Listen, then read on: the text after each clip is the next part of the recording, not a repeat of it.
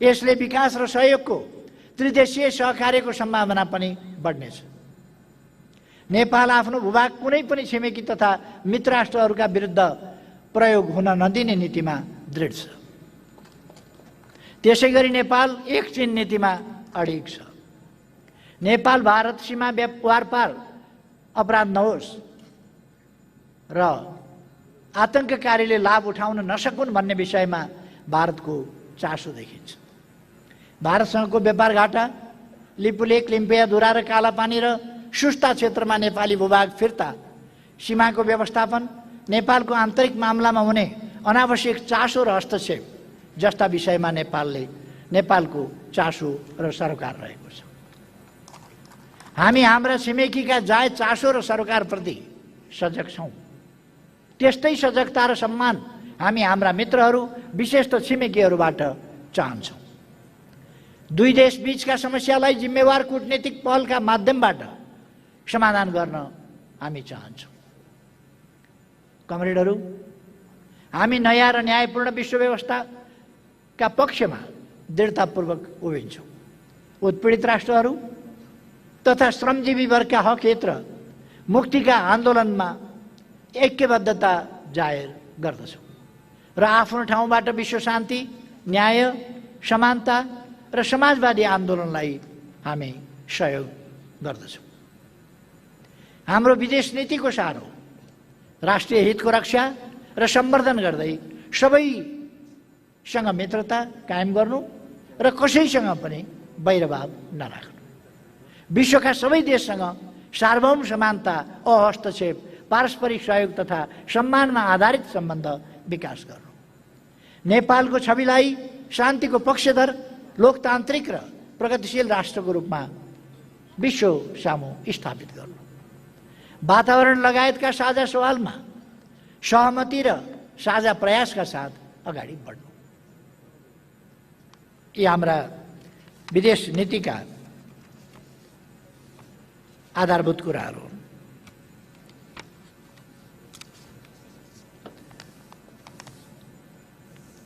प्रतिनिधि कमरेडहरू, 9 राष्ट्रिय महाधिवेशन पछिका अवधि घटना पूर्ण रहे, आँधी बेहरी पूर्ण रहे।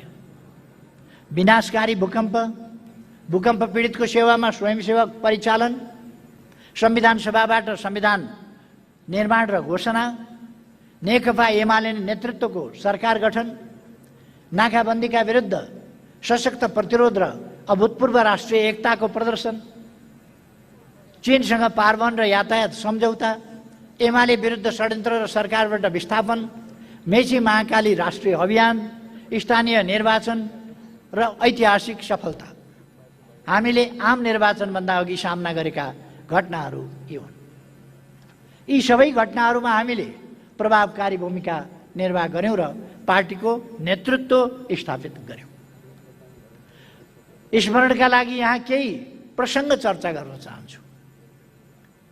72 साल वैशाख 12 गते गएको विनाशकारी भूकम्पबाट सिर्जित राष्ट्रिय विपत्तिले राजनीतिक दलहरूमाथि मतभिन्नता थाती राख्दै उद्धार, राहत र पुनर्स्थापनामा केन्द्रित हुन दबाव सिर्जना गर्यो। संविधान सभाको दोस्रो निर्वाचन भएको पनि 1.5 वर्षभन्दा बढी समय बितिसकेको थियो। विभिन्न चलखेल देखा पर्न थालिसकेका थिए।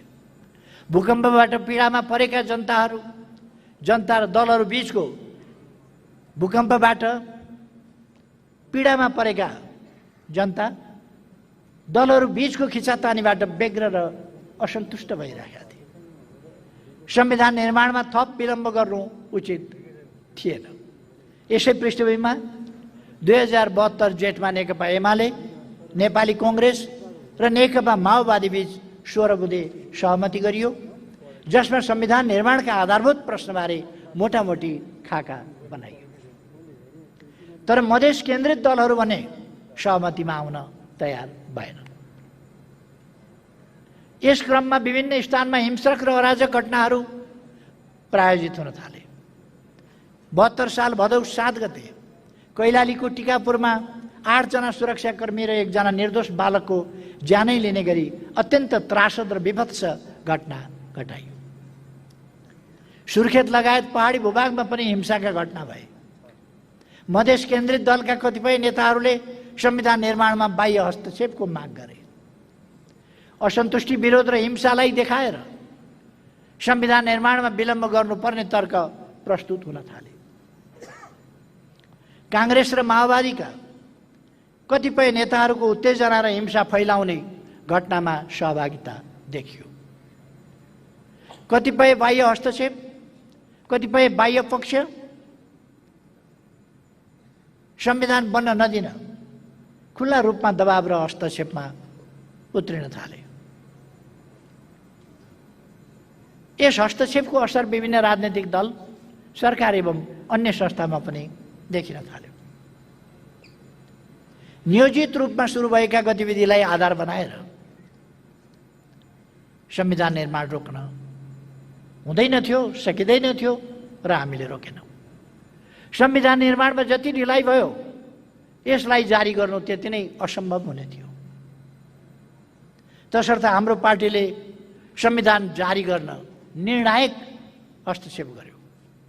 मूलतः हाम्रो पार्टीको अग्रसरता, नेतृत्व र निर्णायक भूमिकाका बलमै 2072 साल भदौ 30 गते संविधान सभाबाट नेपालको संविधान निर्माण भयो र त्यसै वर्ष आश्विन 3 गते संविधान जारी भयो। यस संविधानले नेपालको राष्ट्रिय सार्वभौमिकता, भौगोलिक अखण्डता, स्वाधीनता र नेपाली जनतामा निहित सार्वभौम सत्ता बाहेकका अन्य विषय जनताको इच्छा अनुसार संवैधानिक बाटोबाटै परिवर्तन गर्न सकिने आधार निर्माण गरेको छ। यसले राजनीतिक परिवर्तनका नाममा हुने हिंसा र विद्रोहको आधार समाप्त गरिदिएको छ। शान्तिपूर्ण र वैधानिक बाटोबाट समाजवाद निर्माण गर्ने आधार तयार भएको छ। यसमार्फत सामाजिक न्याय सहितको लोकतन्त्रको प्रत्याभूति भएको छ। आर्थिक, सामाजिक, सांस्कृतिक अधिकारहरू मौलिक हकका रूपमा सुनिश्चित भएका छन्। शहरमा नेपाली जनताको आफ्ना प्रतिनिधिहरूबाट निर्मित संविधानबाट शासन सञ्चालन हुने दशकौं पुरानो सपना यस संविधान मार्फत साकार भएको छ। नेपाली जनताका 7 दशकभन्दा लामो आन्दोलन र क्रान्तिका उपलब्धिहरूलाई यस संविधानले संस्थागत गरेको छ। यससँगै नेपाली समाज राजनीतिक स्थायित्व र समृद्धिको चरणमा प्रवेश गरेको छ। संविधान तत्कालीन शक्ति सन्तुलनको दस्तावेज हो। तत्कालीन शक्ति सन्तुलनका दृष्टिले यो ऐतिहासिक दस्तावेज हो। संविधान निर्माणमा खेलेको सक्रिय, रचनात्मक, अग्रणी र नेतृत्वदायी भूमिकाका लागि नेकपा एमाले गर्व गर्दछ। आगामी दिनमा संविधानको रक्षा, कार्यान्वयन र विकासमा पार्टीले यसै गरी नेतृत्वदायी भूमिका खेल्नेछ भन्ने कुरा म दोहोऱ्याउन चाहन्छु।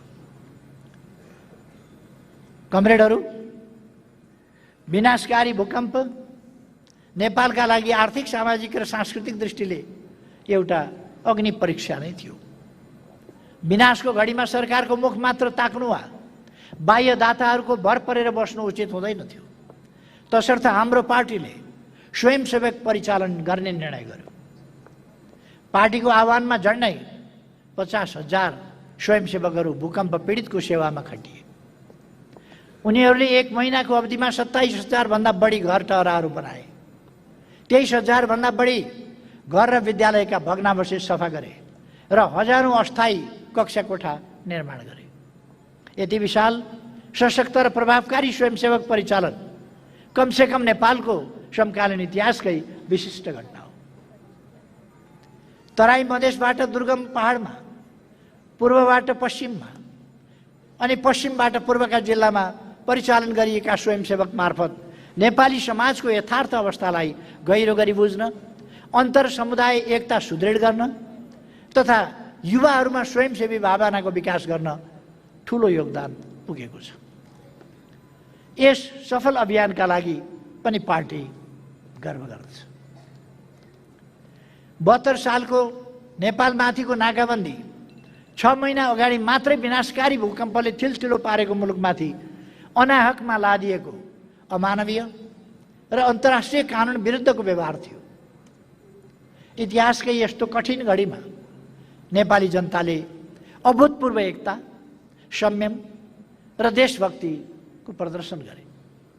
नाकाबन्दीलाई नाकाबन्दी भन्नसम्म नसक्ने गरी लाचारी देखाएको कतिपय शक्तिहरूले त्यस्तो लाचारी देखाएको बेला मधेस केन्द्रित दलहरूले तराईमा हिंसा र उत्तेजनाको श्रृङ्खला जारी राखेको बेला अन्य राजनीतिक दल, नागरिक समाज, सञ्चार माध्यम र समग्र राष्ट्र नाकाबन्दी विरुद्ध एकजुट भएर लाग्यो। बरु भोकै मर्ने तर बाह्य दबाव सामु घुँडा नटेक्ने नेपाली स्वाभिमान प्रदर्शन भयो। सरकारको नेतृत्वमा राष्ट्रिय एकताको अनुपम दृष्टान्त नेपाली जनताले प्रस्तुत गरे। अन्ततः 72 माघमा भारतीय नाकाबन्दी अन्त्य भयो।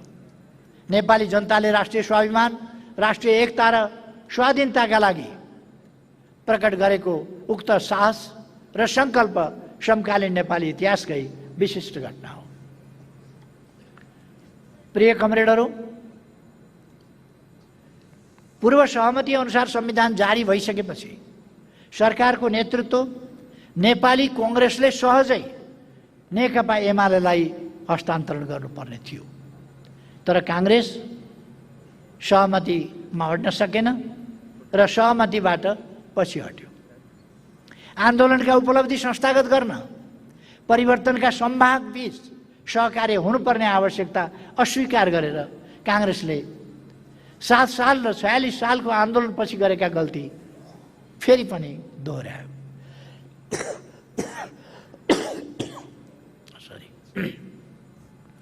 नेकपा एमाले र नेकपा माओवादी बीच 14 मध्ये सहमति गर्दै अर्को निर्वाचनसम्म सँगै जाने, निर्वाचनमा मोर्चा बनाएर लड्ने समझदारी बन्यो। लोकतान्त्रिक फोरम, राप्रपा, नेकपा माले, राजमो लगायतसँग पनि सहकार्य गरियो। 72 असोज 24 गते म प्रधानमन्त्रीमा निर्वाचित भएँ। इतिहास कैयौँले जितेर पनि हारेका छन्। हामीले कतिपय सन्दर्भमा हारेर पनि जितेका छौँ। सत्तामा रौन्जेल देखिने कतिपय सत्तासीनहरू सत्ता बाहिर पुग्न साथ गुमनाम भएका छन्। हाम्रो नेतृत्वको सरकारले उपलब्ध अवसरलाई सदुपयोग गर्दै ऐतिहासिक भूमिका निर्वाह गर्यो। नाकाबन्दीलाई साहसपूर्वक सामना गर्दै असफल पार्यो। संविधान निर्माण प्रक्रियामा बाहिरिएका दलहरूलाई सहमतिमा ल्याउन 72 मङ्सिरमा संविधानको पहिलो संशोधन गरियो। प्रधानमन्त्रीको हैसियतमा मैले नाकाबन्दीको अन्त्यपछि मात्र भारत भ्रमण गरेँ। हाम्रो तर्फबाट सार्वभौम समानता, अहस्तक्षेप, आपसी हित र सम्मानका आधारमा नेपालले भारतसँग विश्वासिलो सम्बन्ध राख्न चाहेको र भविष्यमुखी भएर सार्थक सहकार्य गर्न खोजेको चाहेको पनि हामीले बतायौँ। दुई देश बीचको सम्बन्ध सुधार गर्न भ्रमण सफल रह्यो। लगत्तै मैले चीनको भ्रमण गरेँ। पारवहन यातायात सम्झौता सहित विभिन्न 15वटा सम्झौता र सहमति गरियो। नेपालको भूपरिवेष्टित अवस्थालाई रूपान्तरण गरी पारवहनमा एकपक्षीय निर्भरतालाई अन्त्य गरियो। नेपालको स्वाभिमानलाई सुदृढ गर्न भ्रमण ऐतिहासिक रूपमा सफल रह्यो। दीर्घकालीन महत्त्वका रणनीतिक पूर्वाधारहरूको निर्माण सुरु गर्ने, सामाजिक न्याय र सुरक्षाको दायरालाई फराकिलो पार्ने र जनतामा आत्मविश्वास एवं भरोसा जगाउने महत्त्वपूर्ण कामको थालनी गरियो। तर चीन भ्रमणबाट फर्किए लगत्तै सरकार परिवर्तन गर्ने र मुलुकलाई अस्थिरतातर्फ धकेल्ने खेल सुरु भयो।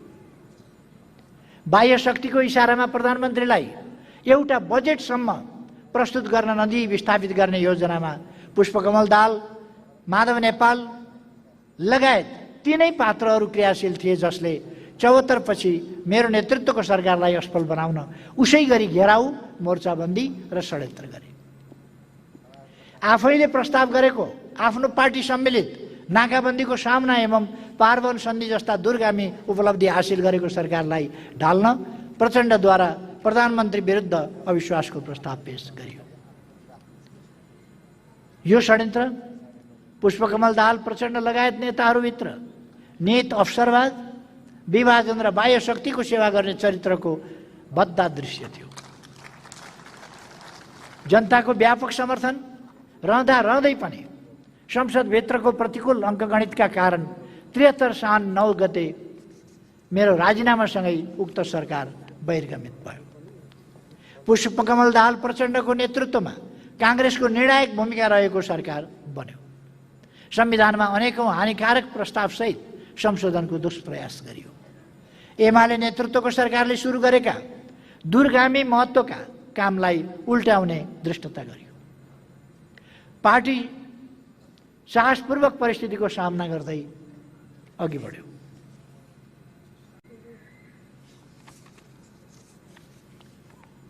कमरेडहरू, हाम्रो पार्टी जीवनमा मेची महाकाली राष्ट्रिय अभियानको विशेष महत्त्व छ। 2073 साल फागुन 21 गते शहीद दिवसका दिनबाट संविधान, सामाजिक सद्भाव र राष्ट्रिय एकताका लागि सञ्चालित त्यो अभियान काँकरभिट्टाबाट सुरु भएर सुर्खेतमा समापन भयो। पार्टीका हजारौं नेता, कार्यकर्ता, सदस्य र शुभचिन्तक सहभागी भएको 9औं स्थानमा विशाल जनसभा आयोजना गर्दै अगाडि बढेको र घर दैलो सांस्कृतिक कार्यक्रम र झाँकीहरूसहित व्यापक जनसहभागिता सहितको यो अभियान नेपालकै सबभन्दा ठूलो जनपरिचालन थियो। अभियानमा झन्डै 25 लाख नागरिकहरू सहभागी भए। यस अभियानले एमालेलाई तराई मधेसमा प्रवेशै गर्न नदिने, मधेसी समुदायमा एमालेप्रति भ्रम र घृणा फैलाउने तथा तराईवासी र पहाडी समुदायबीच साम्प्रदायिक विद्वेष फैलाउने असफल प्रयास, त्यस्ता प्रयासहरूलाई असफल पारियो। तराई मधेसका नागरिकहरू देशभक्तिपूर्ण राष्ट्रियताको पक्षमा दृढतापूर्वक उभिए। हजारौं कार्यकर्ताहरूको परिचालन र लाखौं जनताको सहभागिताले पार्टीको ऊर्जा र सामर्थ्य विकासमा ठूलो योगदान गर्यो। 2074 को स्थानीय तह निर्वाचनमा पार्टीले काठमाडौँ र पोखरा महानगरपालिका सहित 40% भन्दा बढी स्थानीय तहहरूमा विजय हासिल गर्यो। जिल्ला समन्वय समितिका अधिकांश स्थानमा पनि पार्टीले सफलता प्राप्त गर्यो। सत्तारूढ गठबन्धन एक्लै सामना गरेर भनेको सत्तारूढ गठबन्धन बनेको थियो, त्योसँग एक्लै सामना गरेर नेकपा एमालेले हासिल गरेको यो सफलता आधारभूत तहसम्म पार्टीको लोकप्रियता र सुदृढ जनाधारलाई प्रतिबिम्बित गर्ने महत्त्वपूर्ण उपलब्धि हो।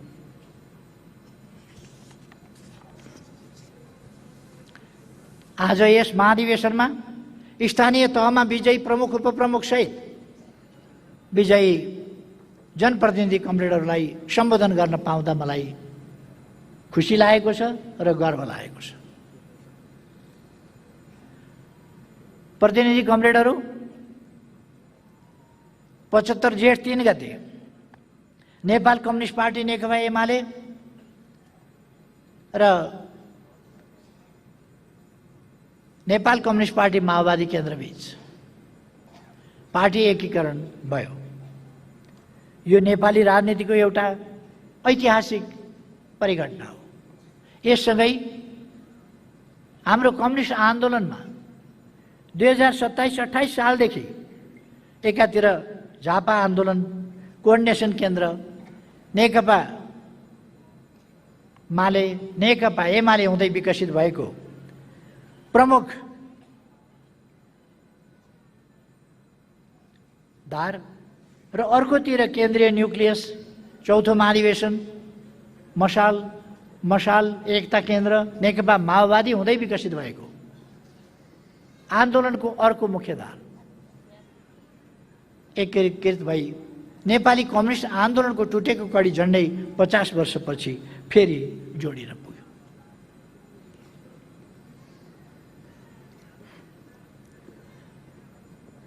नेपाल कम्युनिस्ट पार्टीको स्थापना नेपाली श्रमजीवी वर्गको राजनीतिक प्रतिनिधिका रूपमा 2006 सालमा भएको थियो।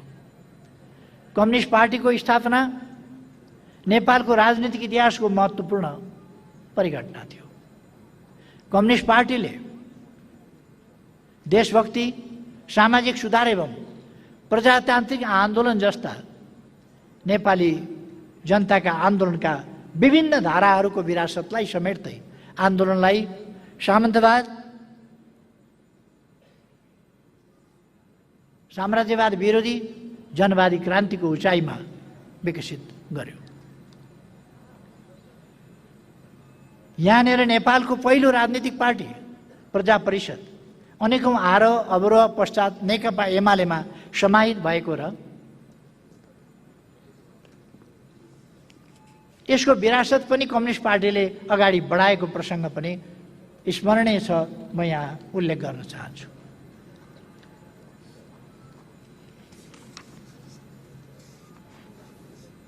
पार्टीले सामन्तवाद, साम्राज्यवाद र दलाल नोकरशाही पुँजीवाद विरोधी जनवादी क्रान्तिको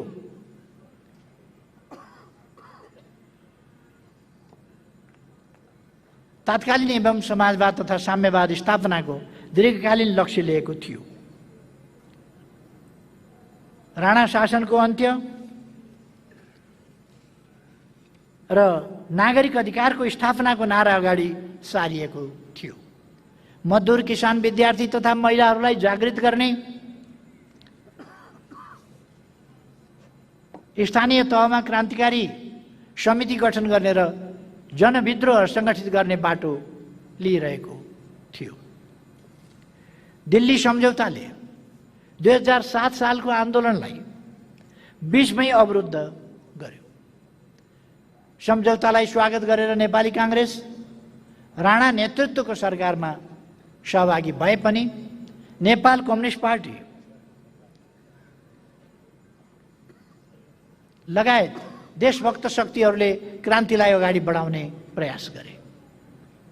आन्दोलनको सहयात्री कम्युनिस्ट पार्टीमाथि नेपाली कांग्रेसले प्रतिबन्ध लगायो, तर पार्टीले विभिन्न वैधानिक मोर्चा र जनसंगठनका माध्यमबाट आन्दोलन जारी राख्यो। 2009 सालदेखि 13 सालसम्ममा विभिन्न जिल्लामा भएका किसान विद्रोह, विभिन्न ठाउँमा भएका स्थानीय सामन्त विरोधी आन्दोलन, कोशी र गण्डक सम्झौता विरोधी राष्ट्रिय हितका सङ्घर्ष एवं संविधान सभाको निर्वाचनका लागि निरन्तर दबाव त्यति बेलाका चर्चित आन्दोलनहरू थिए।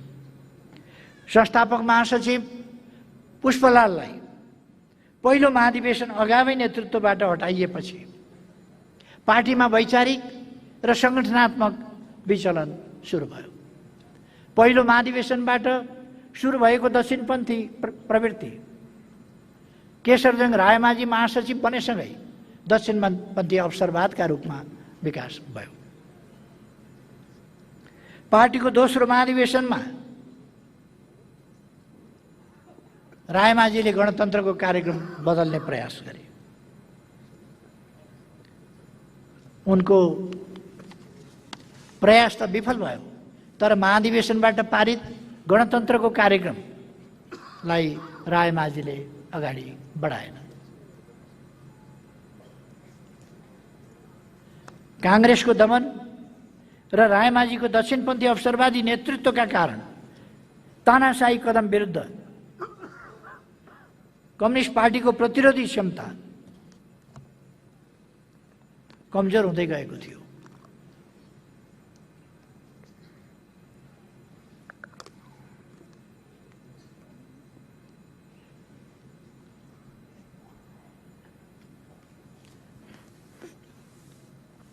– 2018 सालमा आयोजित दरभंगा प्लेनमले केशरजंग रायमाझीलाई महासचिवबाट हटायो।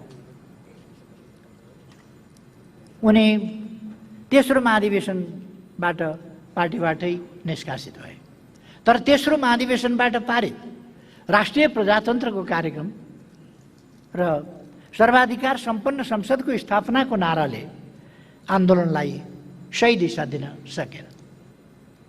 अन्तर्राष्ट्रिय कम्युनिस्ट आन्दोलनमा देखा परेका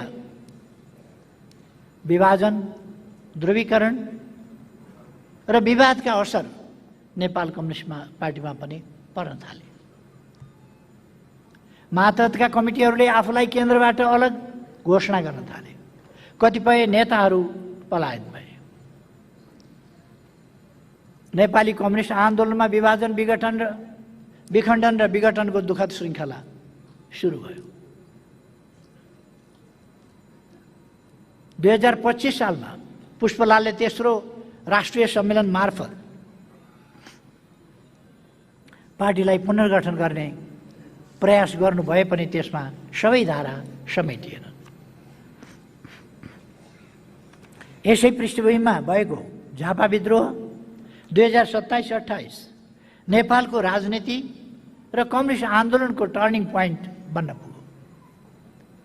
यसले राजतन्त्र विरुद्ध विद्रोहको उद्घोष गर्यो। कम्युनिस्ट आन्दोलनमा उत्पन्न शिथिलता र अकर्मण्यताका विरुद्ध बलिदान, विद्रोह र पुनर्गठनको ऊर्जा सिर्जना गर्यो।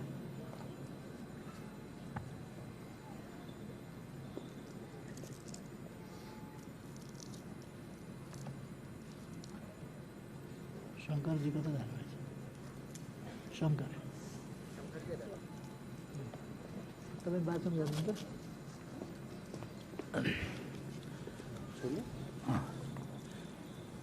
त्यसले पनि अलिक काम दिएन। यो हेर कमरेडहरू, मलाई अलिकति यो रुगाखोकीको कारणले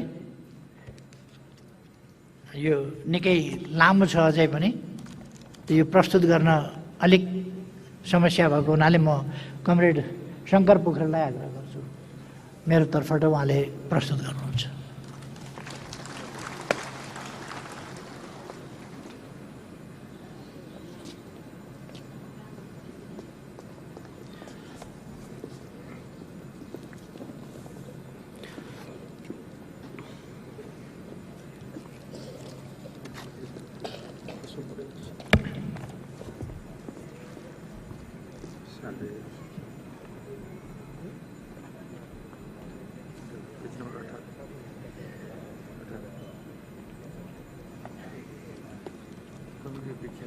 देखिन्छ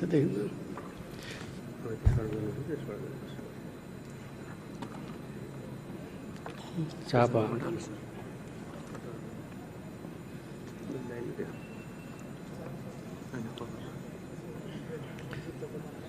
छोड झापा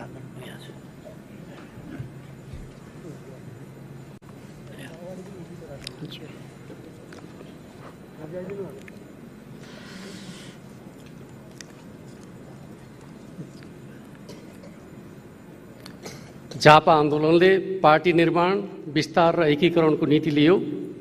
प्रतिकूल शक्ति सन्तुलन एवं उग्रवामपन्थी गल्तीका कारण आन्दोलनमाथि चरम दमन भयो। तर धक्कालाई चिर्दै यो धारा 2032 सालमा कोके, 2035 सालमा नेकपा माले र 2047 सालमा नेकपा एमालेको रूपमा विकसित भयो।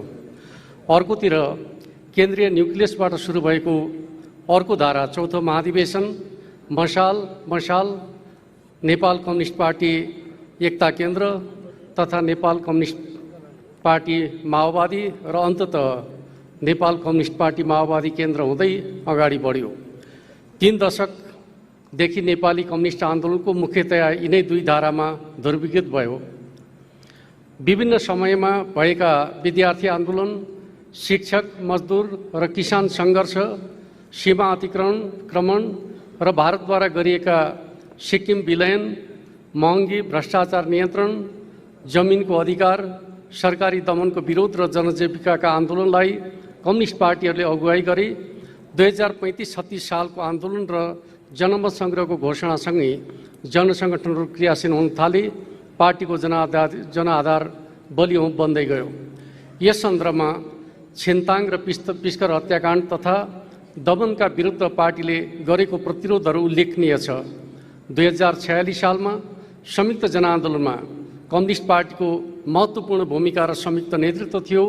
आन्दोलनलाई सामान्य सुधारमा सीमित राख्न चाहने नेपाली काङ्ग्रेसको प्रयासलाई चिरेर पञ्चायती व्यवस्थाको समूल अन्त्य गर्न, बहुदलीय राजनीतिक प्रणालीसहितको संविधान निर्माण गर्न पार्टीले अग्रणी भूमिका खेल्यो। 2047 सालको संविधान निर्माणमा कमरेड मदन भण्डारीले राख्नुभएको आलोचनाका 27 बुँदाहरू निकै सान्दर्भिक थिए। मार्क्सवाद लेनिनवादका आम सच्चाइहरूलाई नेपालको विशिष्ट परिस्थितिमा कार्यान्वयन गर्दै नेपाली क्रान्तिका मौलिक सिद्धान्त, कार्यक्रम, बाटो र नीति निर्माण अगाडि बढाइयो।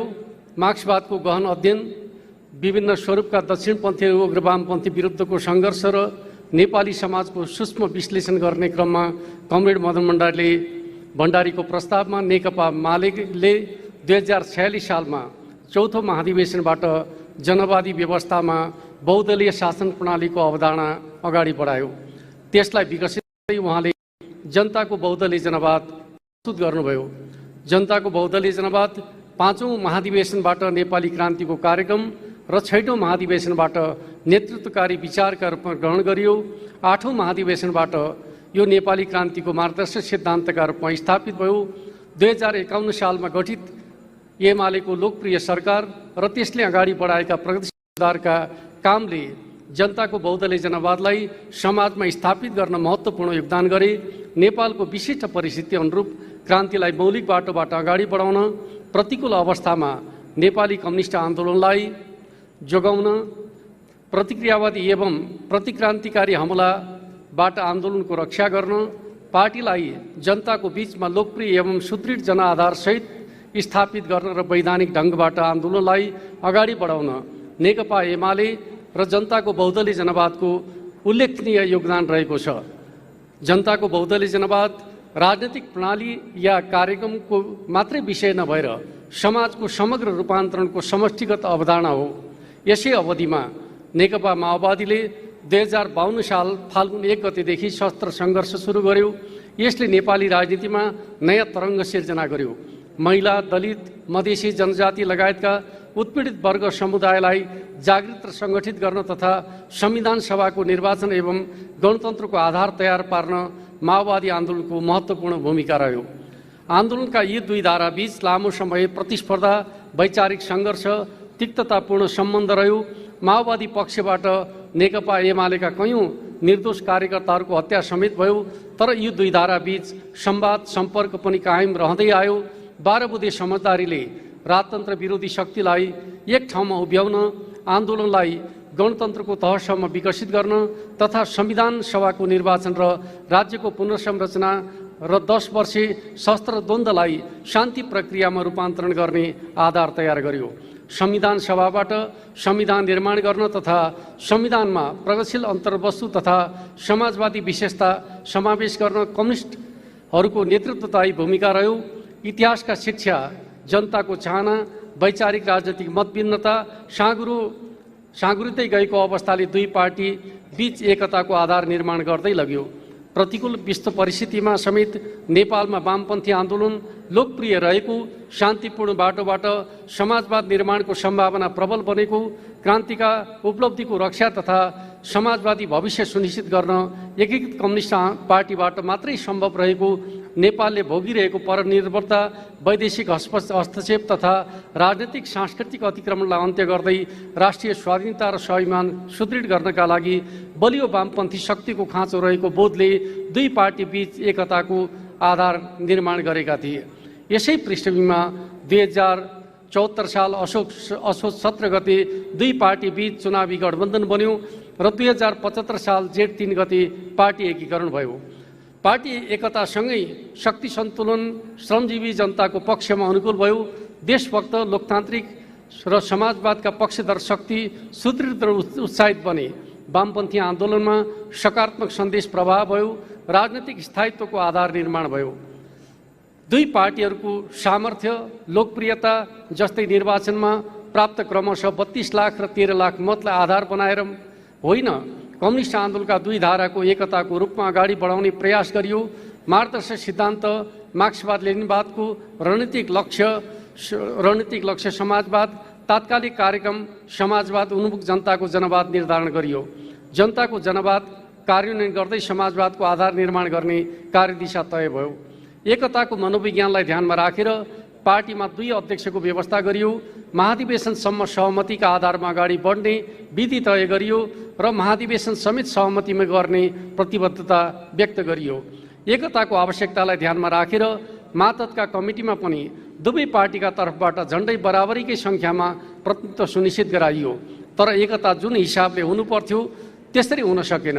जसरी अगाडि बढ्नु पर्थ्यो त्यसरी पनि बढ्न सकेन। एकतालाई सही ढङ्गले निष्कर्षमा पुर्याउन एमालेको एकता अनिवार्य पूर्वशर्त थियो। तर एमालेका कतिपय नेताले पुष्पकमल दाहाल प्रचण्डका अस्वाभाविक महत्त्वलाई मलजल गर्ने, नाजायज मागलाई प्रोत्साहित गर्ने र एकतालाई असन्तुलित बनाउन सहयोग गर्नुभयो। 3 महिनाभित्र एकीकरणका काम टुङ्ग्याउने भावनामा बगेर वैकल्पिक व्यवस्था बिनै सबै कमिटीहरू भङ्ग गर्ने निर्णय गरियो।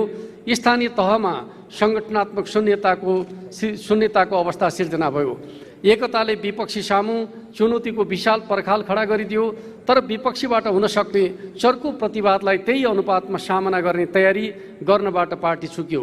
आन्दोलनका सकारात्मक पक्षहरूलाई गोलबन्द गर्दै जनभावना अनुसार कमिटी निर्माण गर्ने, सिङ्गो पार्टीलाई समृद्धिको सम्भाग शक्तिका रूपमा विकास गर्ने कुरामा केन्द्रित हुनुपर्थ्यो। तर स्थायित्व, विकास र सामाजिक न्यायलाई अगाडि बढाउने कुराको प्रयासका विपरीत पार्टीभित्रैबाट राजनीतिक अस्थिरता सिर्जना गर्ने, सरकारका सकारात्मक काम र उपलब्धिहरूलाई होजेलमा पार्ने, विपक्षीलाई उछिनेर सरकारको विरोध गर्ने, जनतामा निराशा फैलाउने एवं नेपालको बाह्य सम्बन्धमा समस्या सिर्जना गर्ने काम भयो। यस सन्दर्भमा एउटा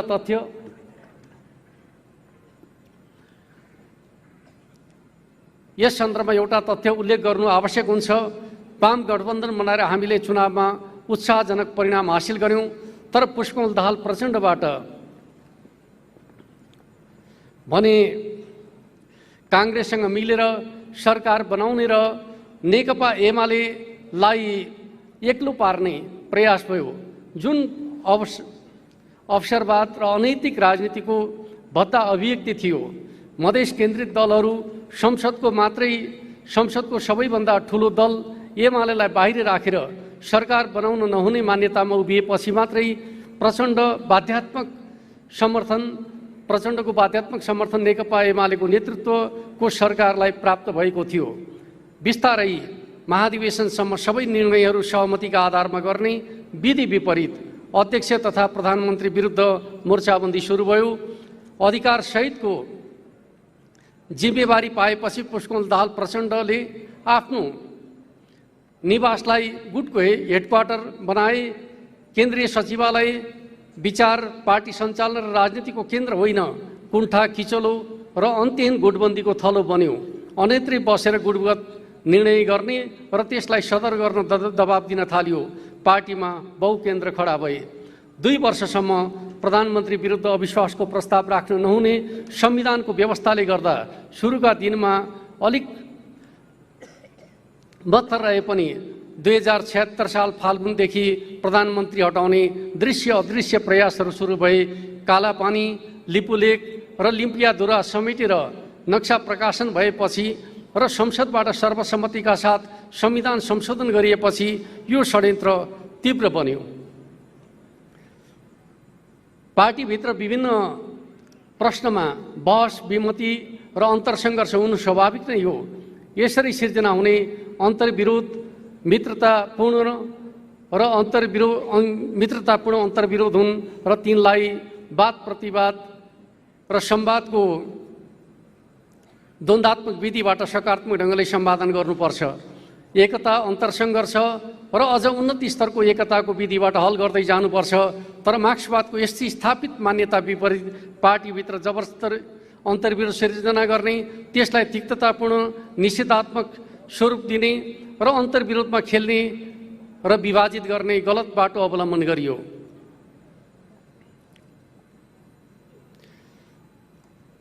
सतहमा हेर्दा यी गतिविधिहरू पार्टी अध्यक्ष, प्रधानमन्त्री विरुद्ध केन्द्रित देखिए पनि सारमा मुलुकले हासिल गरेको राजनीतिक स्थायित्व उल्टाउनेतिर लक्षित थिए। नेपालको राष्ट्रियताका सवालमा प्राप्त गरेका उपलब्धि विरुद्ध केन्द्रित थिए। जनतामा जागेको आशावाद र आत्मविश्वास विरुद्ध थिए। पराजित भएका जातीय, क्षेत्रीय, धार्मिक अतिवादलाई जगाएर राष्ट्रिय एकतालाई खलबलाउने उद्देश्यमा यिनमा निहित थियो। विपक्षीहरूसँग साँठगाँठ गरेर मुलुकलाई गलत दिशातिर धकेल्ने भित्री मनसाय थियो। पार्टीभित्र उत्पन्न समस्या समाधानका लागि अनेकौं सहमति गरिए। 2076 मङ्सिरमा कार्यविभाजन गर्दै पहिलो अध्यक्ष सरकारको काममा केन्द्रित हुने र प्रचण्डले पार्टी सञ्चालनको कार्यकारी जिम्मेवारी लिने सहमति भयो। एकता महाधिवेशनबाट नेतृत्व हस्तान्तरण र आगामी निर्वाचन मार्फत नयाँ प्रधानमन्त्री अगाडि सार्ने सार्वजनिक घोषणा गरियो।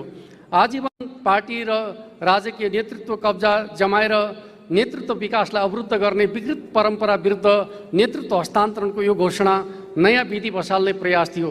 तर प्रचण्ड लगायत नेताहरूबाट यो प्रस्ताव अस्वीकार गरियो।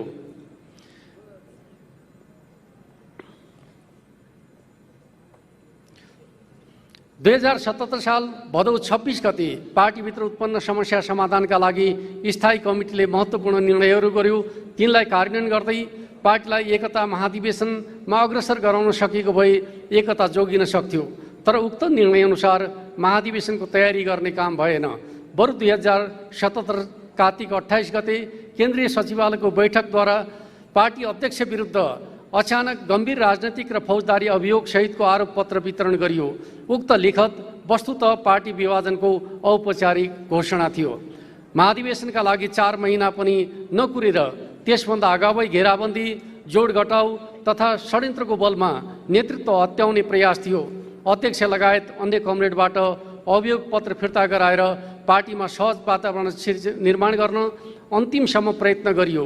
प्रतिनिधि सभा विघटनको अघिल्लो दिन पुष 4 गते प्रचण्ड निवासमै पुगेर पनि पार्टी एकता जोगाउनका लागि आग्रह गरियो। तर पार्टीको मूल नेतृत्वलाई अपमानपूर्वक पदच्युत गरेर पार्टी कब्जा गर्ने र देशी विदेशी प्रतिक्रियावादीहरूको इच्छापूर्ति गर्न वचनबद्ध नेताहरू सहमत भएनन्।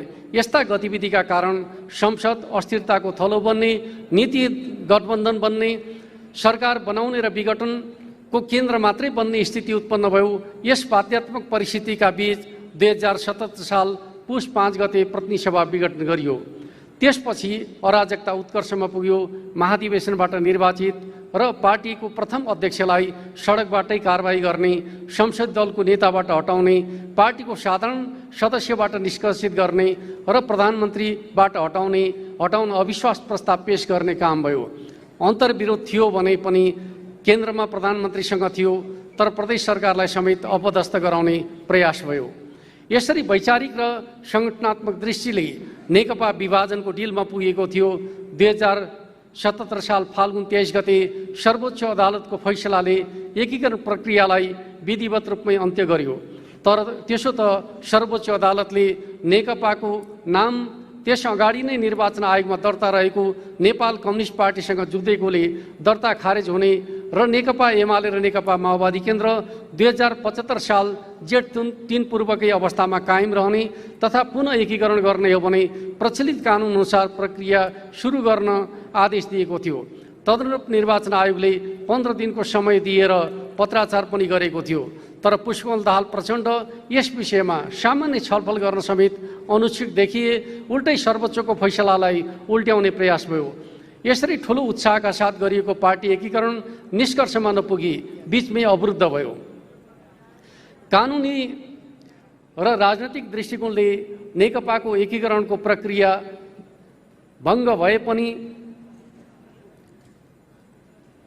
नेपाली कम्युनिस्ट आन्दोलनलाई एकताबद्ध गर्ने हाम्रो प्रयास इमानदार थियो।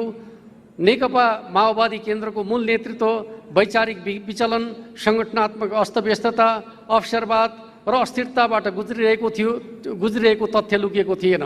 तर पार्टी एकीकरणका माध्यमबाट लोकतान्त्रिक रूपान्तरण सम्भव हुन्छ भन्ने अपेक्षाका साथ जोखिम मोलेरै पार्टी एकता गरिएको थियो। तर सके पार्टी कब्जा गर्ने, नसके पार्टी विभाजन गर्ने प्रचण्डको सोच र व्यवहारका कारण एकीकरणको प्रक्रिया निष्कर्षमा नपुगी टुङ्गिएको छ। यसो हुनुमा 9 महाधिवेशनदेखि नै पारित नीति र निर्वाचित नेतृत्वका विरुद्ध अन्तहीन गुटबन्दीमा संलग्न माधव नेपालको कुण्ठा, नीत, स्वार्थ र विभाजनकारी क्रियाकलापको समेत ठूलो भूमिका छ। प्रक्रियागत रूपमा नेकपा एमाले र नेकपा माओवादी केन्द्र बीचको एकीकरण भङ्ग भएको छ।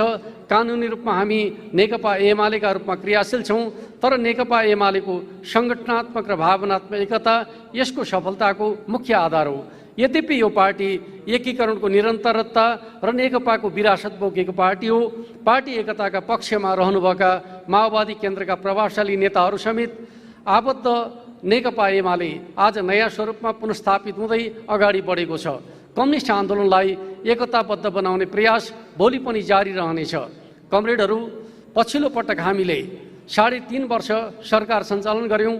एउटा ऐतिहासिक र विशेष परिस्थितिका बीच 2074 साल फाल्गुन 3 गतेबाट जिम्मेवारी सम्हालेको नेकपा एमालेको नेतृत्वको सरकार एउटा सरकारलाई विस्थापित गरी बनेको अर्को सरकार मात्रै थिएन।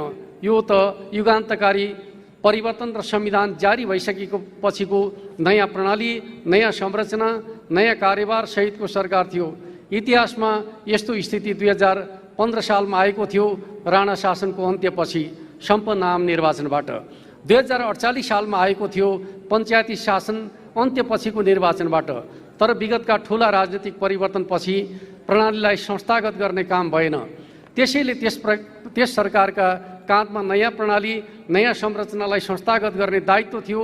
संविधानको प्रभाव कार्यान्वयन गर्ने जिम्मेवारी कानुनी, वित्तीय र प्रशासनिक प्रबन्ध गरेर संघीयता सफल पार्ने अभिभारा थियो।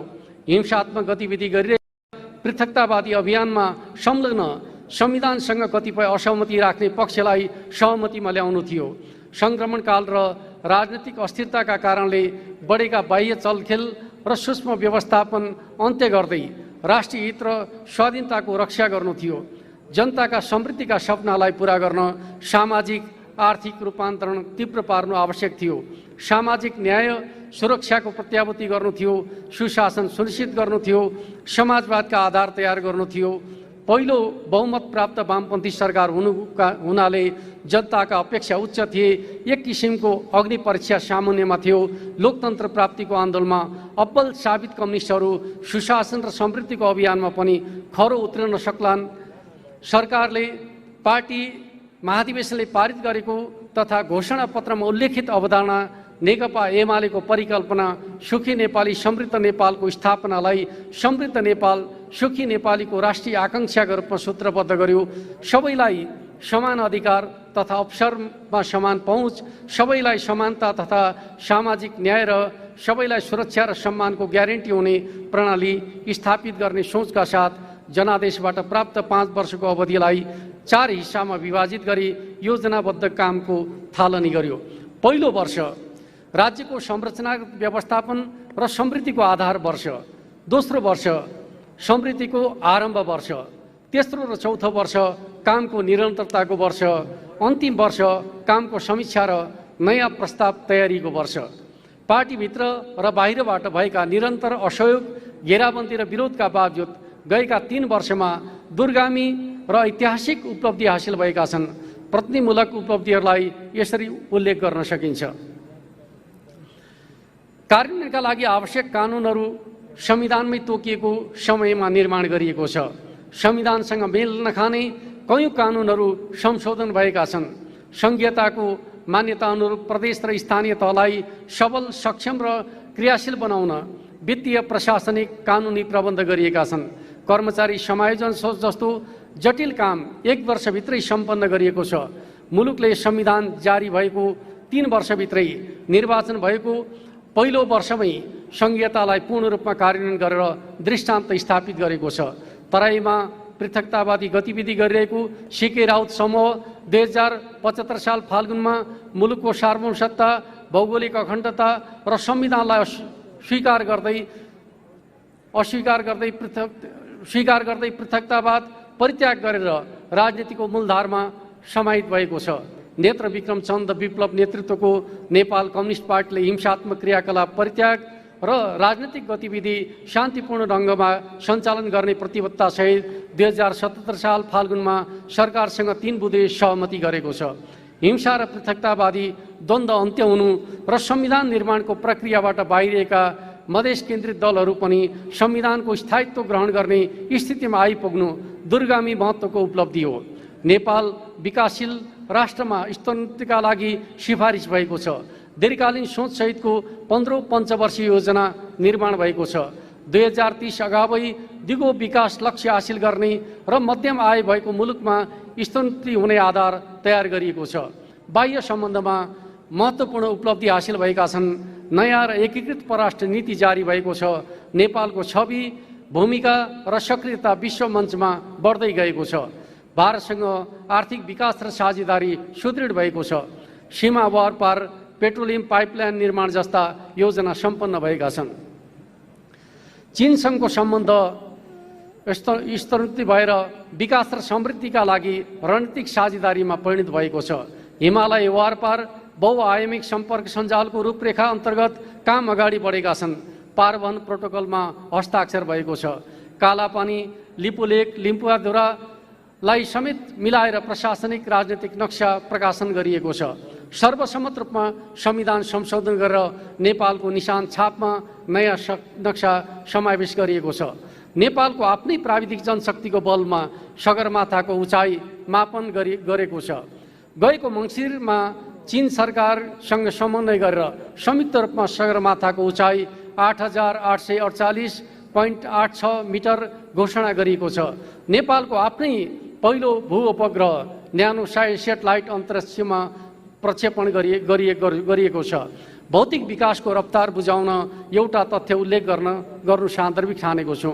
सरकार सञ्चालनको 3 वर्षको सरदर उपलब्धि हेर्दा प्रतिदिन 5 किलोमिटरभन्दा बढी कालोपत्रे सडक निर्माण भएको छ।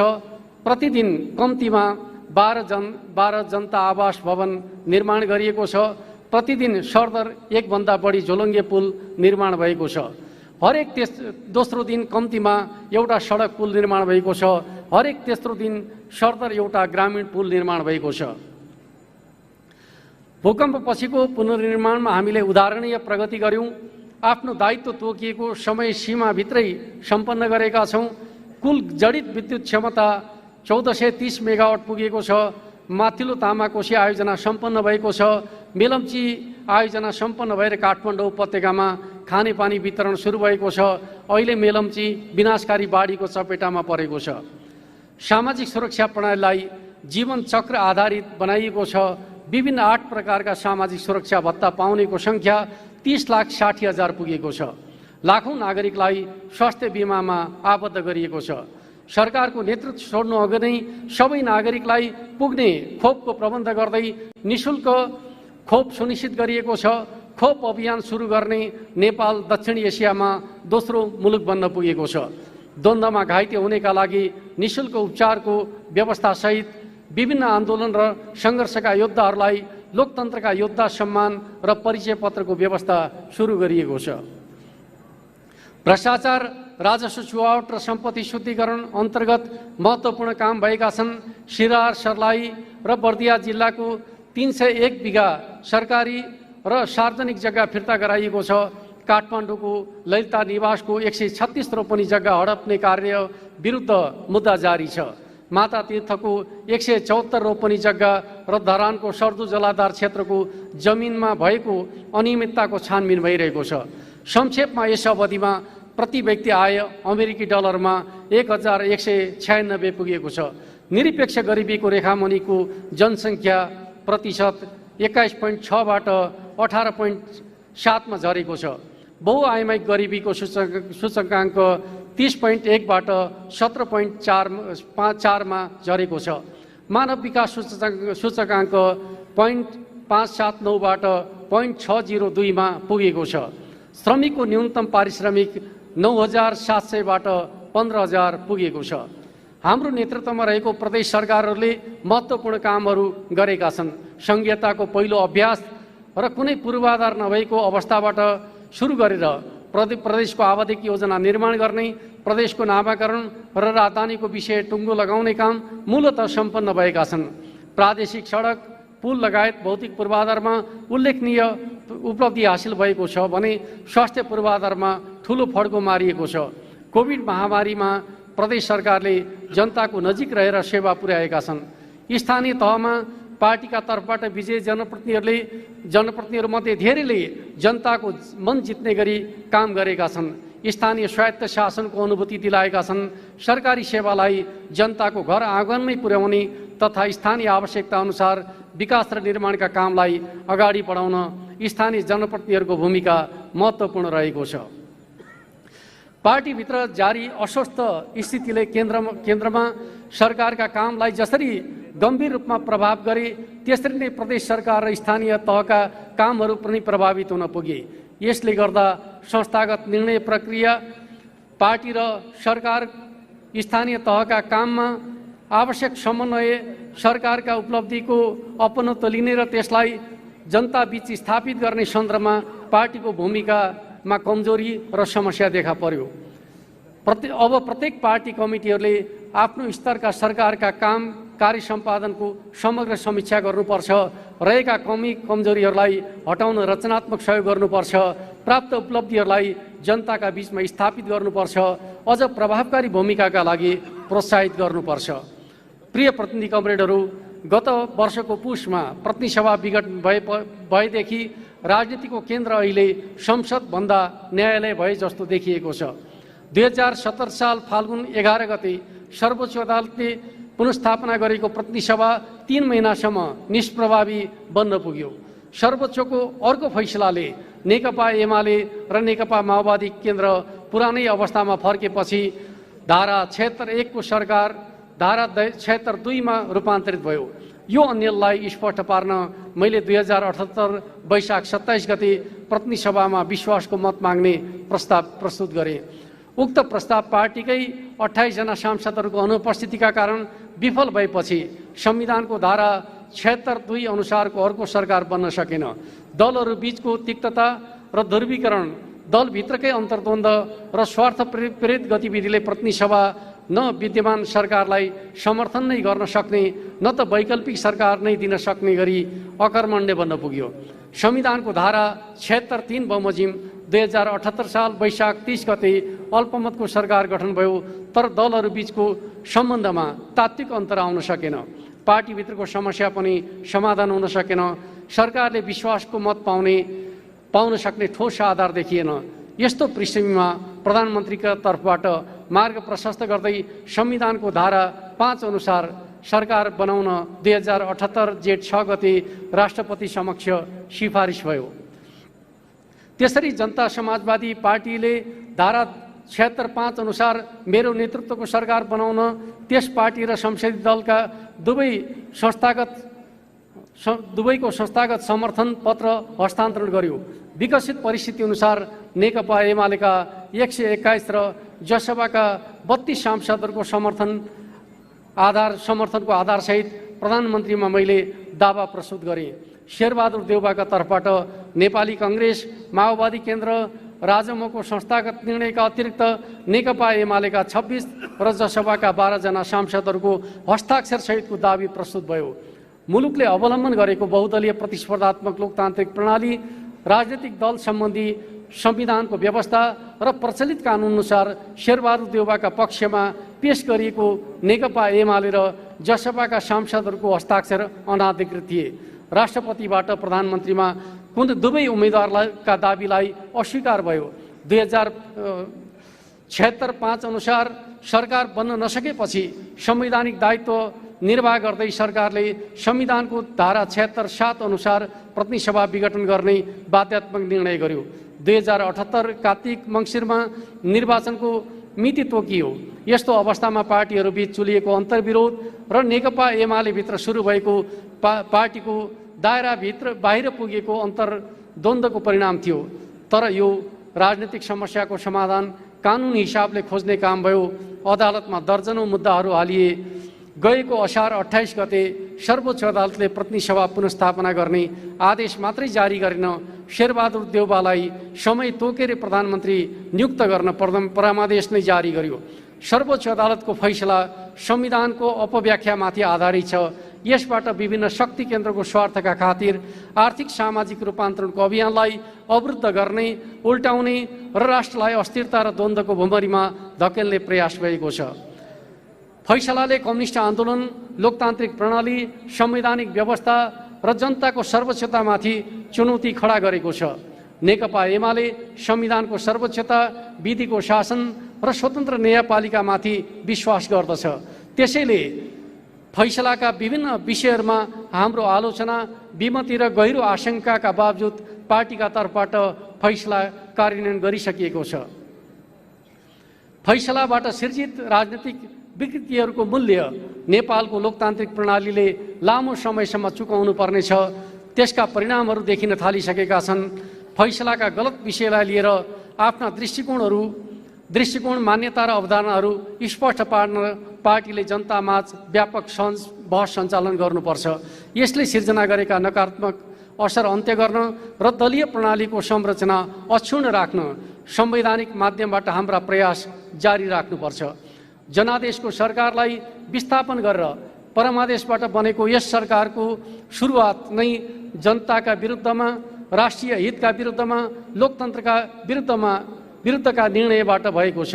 भूमि सम्बन्धी आयोग विघटन गरेर यसले मुलुकका लाखौं भूमिहीन र सुकुम्बासीको आशा भरोसामा कुठारा गर्ने, जनविरोधी वर्ग चरित्र प्रदर्शन गर्ने काम गरेको छ। स्रोत नखुलेको पुँजीलाई वैधानिकता दिने सरकारको नीतिले यसको दलाल पुँजीवादी चरित्रलाई स्पष्ट गरेको छ। हाम्रो नेतृत्वको सरकारले सुरु गरेका सडक लगायत सयौं विकासका परियोजना खारिज गरेर गठबन्धनले आफ्नो विकास विरोधी मुहारलाई उदाङ्गो पारेको छ। कमरेडहरू, संसदको अधिवेशन चलिरहेको पृष्ठभूमिमा हठात अधिवेशन अन्त्य गरेर सरकारले 2078 भदौ 1 गते केन्द्रीय समिति वा संसदीय दलमध्ये कुनैमा 20% पुर्याएर दल विभाजन गर्न सक्ने अध्यादेश जारी गर्यो। अध्यादेश प्रमुख प्रतिपक्षी दललाई जसरी भए पनि विभाजित गर्ने दूषित मनसायका साथ ल्याइएको थियो। त्यो अध्यादेश अलोकतान्त्रिक, असंसदीय र विकृत राजनीतिको भद्दा दृष्टान्त थियो। अध्यादेशले पार्टी विभाजन गर्ने बाटो खोलिदिएपछि नेकपा एमालेबाट अलग्गिएर केही व्यक्तिहरूले नेकपा एकीकृत समाजवादी नामको समूह गठन गरेका छन्। ती व्यक्तिहरूको बहिर्गमन र तिनीहरूबाट गठन गरिएको अलग समूह पछाडि कुनै सैद्धान्तिक, राजनीतिक वा नीतिगत आधार छैनन्। यो त केवल आर्थिक सामाजिक रूपान्तरणको सम्भागका रूपमा रहेको नेकपा एमालेलाई जसरी पनि विभाजन गर्ने बृहत योजनाको अङ्गका रूपमा घटित घटना हो। तसर्थ विभाजनको कुनै औचित्य छैन। विभाजनका मुख्य योजनाकार माधव कुमार नेपाल 9 राष्ट्रिय महाधिवेशनदेखि नै पार्टीका नीति नेतृत्व विरुद्ध अन्तहीन गुटबन्दी, किचलो, असहयोगमा संलग्न थिए। 2073 सालमा पनि एमाले नेतृत्वको सरकारलाई विस्थापित गर्ने भित्री योजनाकार थिए। एमाले नेतृत्वको सरकारलाई जुनसुकै मूल्यमा अपदस्थ गर्ने, प्रदेशहरूमा एमालेको सरकारलाई विफल पार्न, पार्टीका उम्मेदवारलाई पराजित गर्न र आन्दोलनलाई विपक्षीहरूको सेवामा समर्पित गर्न उनीहरूबाट भएका गतिविधि सार्वजनिक नै छन्। निज स्वार्थ, कुण्ठा र प्रतिशोधको जगमा उभिएको तथा विपक्षी शक्तिहरूको दुरुत्साहन र योजनामा जन्मिएको यस समूहप्रति पार्टीका अधिकांश नेता, कार्यकर्ता र आम जनताको आपत्ति, आक्रोश र तिरस्कार छ। एउटा उचाइमा पुगेको कम्युनिस्ट आन्दोलनलाई कमजोर गर्ने यस समूहका अवसरवादी, विभाजनकारी र आन्दोलन विरोधी चरित्रलाई जनस्तरसम्मै खण्डन, आलोचना र भण्डाफोर गर्नुपर्छ। आन्दोलनलाई समाप्त पार्ने योजनालाई विफल पार्नुपर्छ। नेकपा एमालेलाई विभाजन गराउन र उनीहरूलाई वैधानिकता दिन अदालत, निर्वाचन आयोग र सभामुखको समेत सहयोगी भूमिका रहेको छ, जसलाई हामीले कानुन सम्मत प्रतिवाद गर्नेछौँ। कमरेडहरू, नेकपा एमालेको आन्तरिक जीवन विगत लामो समयदेखि समस्या, कटुता, असमझदारी पैदा हुँदै आयो। यसले पार्टीलाई गम्भीर रूपमा प्रभावित गर्दै ल्यायो। समस्या समाधानका लागि अध्यक्ष लगायत नेतृत्वबाट औपचारिक, अनौपचारिक दुवै हिसाबले विभिन्न प्रयत्न पनि हुँदै आए। यसै सिलसिलामा 2078 साल जेठ 1 गते कार्यदल गठन भएको थियो। कार्यदलको लामो प्रयास र गहन छलफल पश्चात असार 27 गते नेकपा एमालेमा विद्यमान समस्या समाधान सम्बन्धी प्रस्ताव तयार गर्यो र 2028 गते अषाढ 28 गते अध्यक्ष समक्ष प्रस्तुत उक्त सिफारिसलाई अध्यक्षकै प्रस्तावमा पार्टी स्थायी कमिटीले ग्रहण र अनुमोदन गर्दै कार्यान्वयनमा लैजाने निर्णय गरेको छ। यद्यपि आफ्नै सहमतिमा तयार पारिएको उक्त प्रस्तावलाई अस्वीकार गर्दै माधव नेपाल सहितका कतिपय व्यक्तिहरू पार्टीबाट अलग्गिएका छन्। पार्टी एकता जोगाउन प्रदर्शित अधिकतम लचकताका बावजुद हर हालतमा पार्टी विभाजन गरी छाड्ने माधव नेपालको योजना स्पष्ट भइसकेपछि पार्टीभित्रको अन्तरसङ्घर्षमा साथमा रहनुभएका अधिकांश कमरेडहरूले त्यसलाई अस्वीकार गरेर एकताका पक्षमा उभिनु भएको छ। यो स्वागतयोग्य निर्णय हो। प्रस्तावलाई कार्यान्वयन गर्ने प्रक्रिया अनुरूप कार्यदलका सदस्यहरूसहित पार्टी एकताका पक्षमा उभिनुभएका कमरेडहरू समेत सहभागी भएर भदौ 28 गते पार्टी स्थायी कमिटी र भदौ 10 गते केन्द्रीय कमिटी बैठक आयोजना गरियो। यी बैठकहरूको विशेष महत्त्व छ। विभाजनको विपक्षमा र पार्टी एकताको रक्षाका लागि माओवादी केन्द्र पृष्ठभूमिका कमरेडहरूसहित विभिन्न नेताहरूको सकारात्मक योगदान रहेको छ। विभाजन होइन, एकीकरण र एकता नै नेकपा एमालेको संस्कार एवं परम्परा हो। आगामी दिनमा पनि पार्टीले कम्युनिस्ट आन्दोलनको एकताका लागि प्रयास जारी राख्नेछ र नेकपा एमालेलाई कम्युनिस्ट आन्दोलनको मात्रै होइन, नेपालको राजनीतिकै मूलधार र नेतृत्वदायी शक्तिका रूपमा थप सशक्त बनाउँदै लैजानेछ।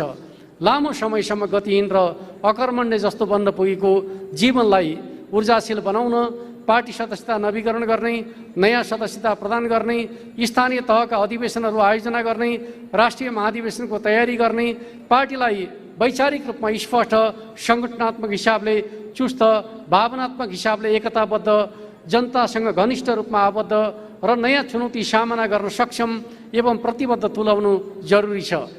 प्रिय प्रतिनिधि कमरेडहरू, समाजवाद पार्टीको रणनीतिक लक्ष्य हो। आज हामी समाजवादको आधार निर्माण गर्ने चरणमा छौँ।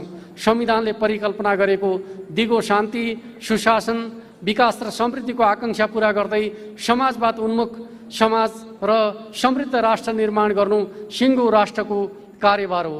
यो नेकपा एमालेको पनि एउटा मुख्य कार्यभार हो। सरकारको नेतृत्व गरिरहँदा होस् या प्रतिपक्षमा रहँदा होस्, पार्टी यसै विषयमा प्रयत्नशील रहँदै आएको छ। समृद्ध नेपाल, सुखी नेपाली, समाजवाद उन्मुख राज्यलाई अभिव्यक्त गर्ने हाम्रो नारा हो। हामीले भनेको लोकतन्त्र परिपूर्ण लोकतन्त्र, कम्प्रिहेन्सिभ डेमोक्रेसी हो। समाजवाद उन्मुख राज्य प्रणालीको आधार निर्माण भनेको स्वयंमा समाजवादी क्रान्ति या समाजवादी व्यवस्थाको स्थापना होइन। हाम्रो सन्दर्भमा समाजवाद उन्मुख राज्य व्यवस्था मूलतः लोककल्याणकारी चरित्रको खुला, प्रतिस्पर्धी एवं आर्थिक सामाजिक न्याय र समानतालाई आत्मसात गरेको अर्ध राजनीतिक प्रणाली सहितको राज्य व्यवस्था हो। राष्ट्रिय पुँजी निर्माणको अवस्था कमजोर रहेको वास्तविकता, संविधानत निजी सम्पत्तिमाथिको अधिकार अक्षुण्ण र प्राकृतिक स्रोतमाथि व्यक्ति एवं समुदायको अधिकार सुरक्षित रहेको यथार्थ, खुला व्यापार, निजी लगानी र आर्थिक सम्बन्धबारे पूर्व सन्धि सम्झौता तथा कानुनी प्रबन्धले निर्माण गरेको सीमा, दात्री निकायसँगका सम्बन्ध, परनिर्भरता, संघीयताको नयाँ अभ्यास जस्ता यथार्थ बीचबाट हामीले समाजवाद उन्मुख प्रणाली निर्माण गर्नुपर्नेछ। समाजवाद निर्माणका लागि अपरिहार्य रहेको सार्वजनिक क्षेत्र कमजोर छ। शिक्षा र स्वास्थ्य क्षेत्रको एक किसिमले व्यापारीकरण भएको छ। औद्योगिक व्यवसाय, बैंकिक, सार्वजनिक यातायात लगायतका क्षेत्रमा राज्यको उपस्थिति कमजोर छ। यो यथार्थताका बीचबाट हामीले समाजवादका आधार निर्माण गर्ने दिशामा अगाडि बढ्नुपर्नेछ। विगत दशकमा हामीले राजनीतिक प्रणालीमा, राज्य संयन्त्रमा र जनचेतना एवं जनआकाङ्क्षामा परिवर्तन भयो। स्वतन्त्र नागरिक समाज, पूर्ण प्रेस स्वतन्त्रता, सञ्चारको विकास तथा राष्ट्रिय अन्तर्राष्ट्रिय आबद्धता बढ्यो। तर सशस्त्र द्वन्द्वले कमजोर बनाएको राज्य प्रणाली, राजनीतिक सङ्क्रमण र अस्थिर सरकारका कारण विभिन्न पक्षबाट राज्यको स्रोत, साधन र अवसरको दोहन बढ्यो। सीमित व्यक्ति र वर्गको हातमा शक्ति केन्द्रित भयो। खानी, जलस्रोत, जमिन लगायतका क्षेत्रको लाभ सीमित व्यक्तिको हातमा पुग्यो। जनताका बीचमा समाजवादको सपना बाँड्ने तर राजनीतिक संरक्षणमा ठुल्ठुला व्यापारी, दलाल पुँजीपतिका हितमा व्यवसाय सुम्पने, वास्तविक लागतभन्दा करोडौँ बढीका आयोजना ठेक्का दिने, ठेक्का पट्टा स्वीकृतिमा कमिसन उठाउने र भ्रष्टाचारलाई संस्थागत गर्ने जस्ता काम भए। भ्रष्टाचारलाई संरक्षण दिने अभिप्रायले संवैधानिक आयोगमा पदाधिकारी नियुक्ति गरिए। मुलुकको औद्योगिकरणको स्तर न्यून छ। समग्र उत्पादकत्व कमजोर छ।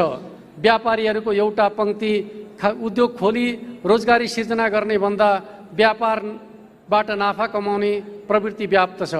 कृषि क्षेत्रमा मुक्त भएको, प्रारम्भिक शिक्षा हासिल गरेको र सूचना प्रविधिका माध्यमले एक हदसम्म विश्वसँग परिचित युवा शक्ति श्रम बजारमा उपस्थित छ, तर उसका लागि रोजगारीका अवसर छैनन्।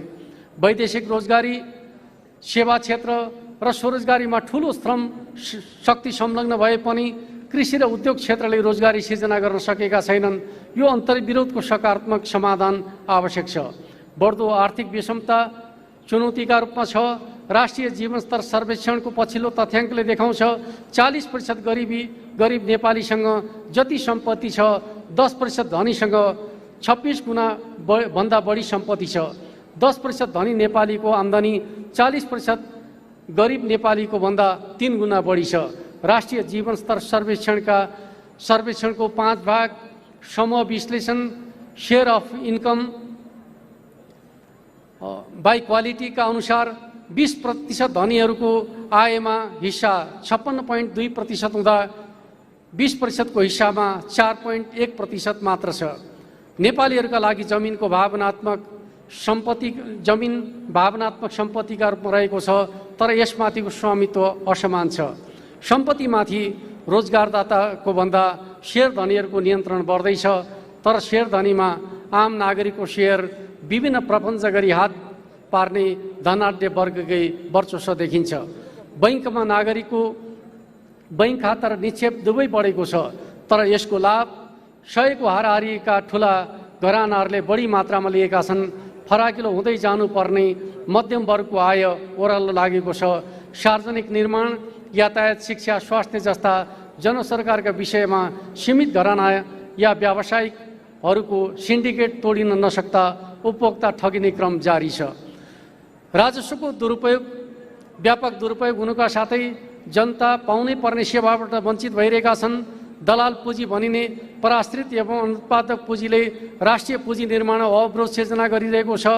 शस्त्र सङ्घर्षको बाटोबाट क्रान्ति सम्पन्न भएका मुलुकमा समाजवादी व्यवस्था स्थापना भएका आफ्नै अनुभव छन्। त्यहाँ जमिनको सामूहिकीकरण र उद्योग धन्दाको राष्ट्रियकरण मार्फत समाजवादको आधार तयार गरिएको देखिन्छ। ब्युरोक्रेसीलाई पूर्ण परिवर्तन गरेको देखिन्छ।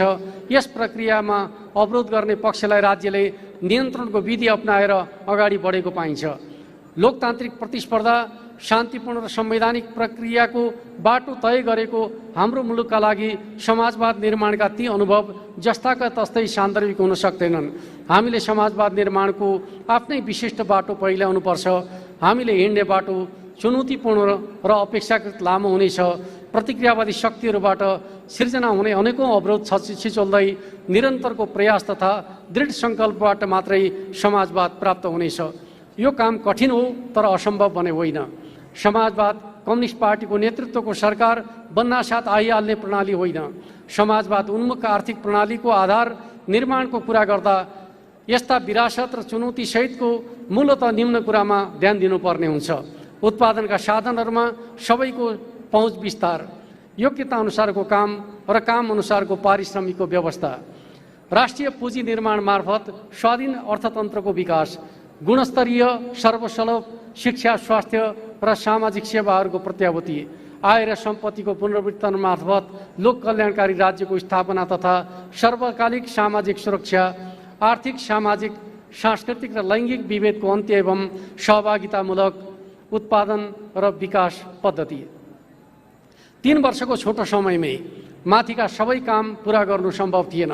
त्यही पनि सरकारले कानुनी, संस्थागत, नीतिगत र प्रशासनिक र आर्थिक सामाजिक परिवर्तन एवं रूपान्तरणका जे जति काम गरेको छ त्यसले समाजवाद उन्मुख अर्थतन्त्रको जग बस्न सुरु गरेको छ। समाजवाद गन्तव्यको नाम मात्रै होइन, यो निरन्तरको प्रक्रिया र अभियान पनि हो। आधारभूत वस्तुगत भौतिक स्थिति तयार नगरी समाजवादमा सङ्क्रमण गर्न खोज्नु हतारो हुन्छ। स्वाधीन स्वावलम्बी राष्ट्रिय अर्थतन्त्र निर्माण नगरी बलपूर्वक समाजवादको घोषणा गरे पनि त्यो समाजवाद हुँदैन। समाजवादले दिने प्रतिफल त्यसबाट प्राप्त हुँदैन। सामाजिक न्याय बिनाको आर्थिक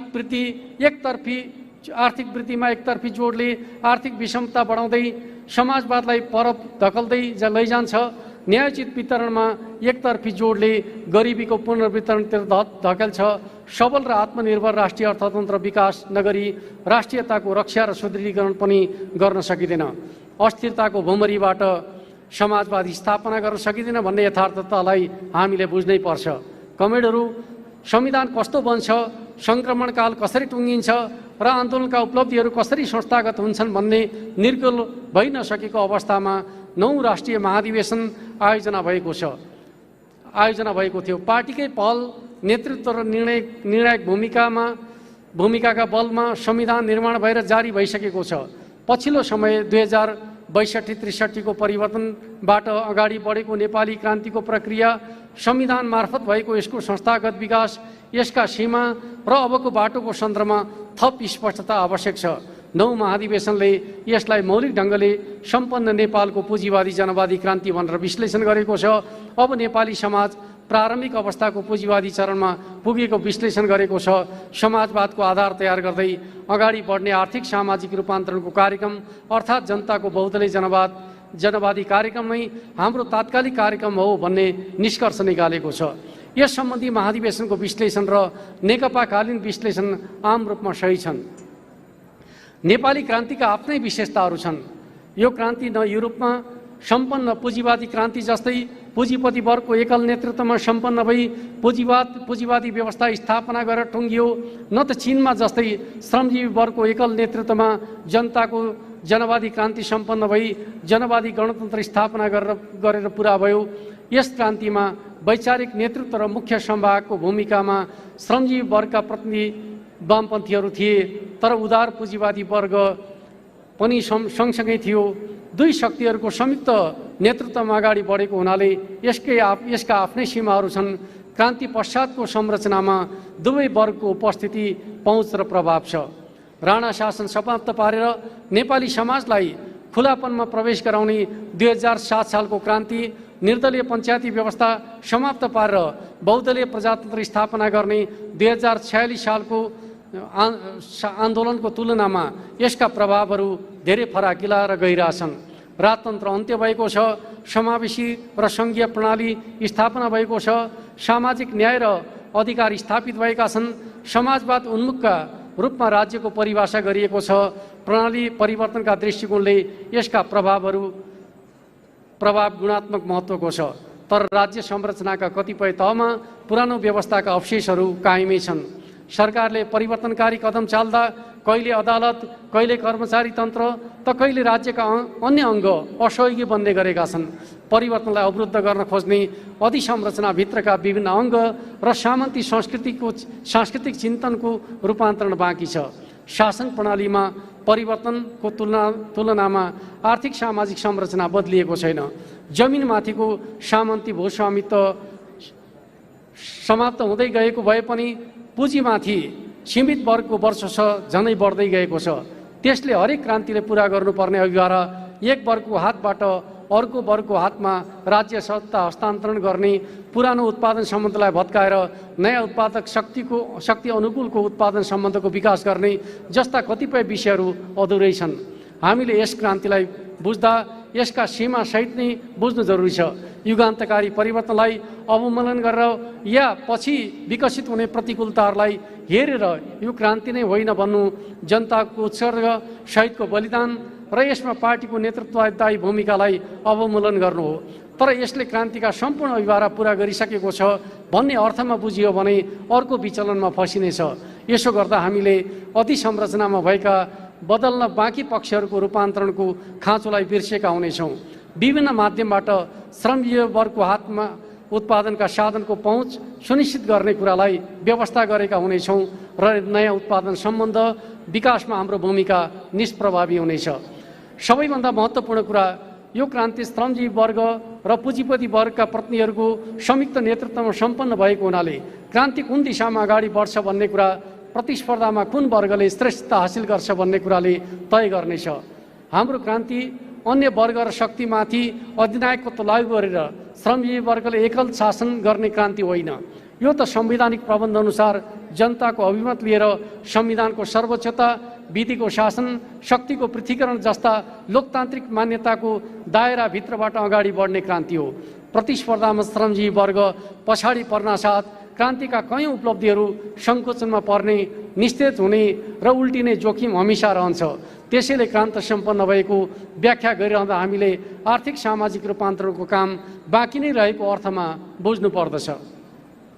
कमरेड मदन भण्डारीले राजनीतिक रूपमा जनवादी क्रान्ति सम्पन्न भइसकेपछि पनि समाजवादमा प्रवेश गर्नु पूर्व समाजले विभिन्न उपचरणहरू, सामन्तवादका अवशेषको उन्मूलन गर्ने, जनवादी व्यवस्थाको सुदृढीकरण गर्ने र समाजवादको तयारी गर्ने पार गर्नुपर्ने र समाजवादमा प्रवेश गर्ने हतारोमा समाज विकासका स्वाभाविक प्रक्रियालाई उपेक्षा गर्न नहुने कुरामा विशेष जोड दिनुभएको छ।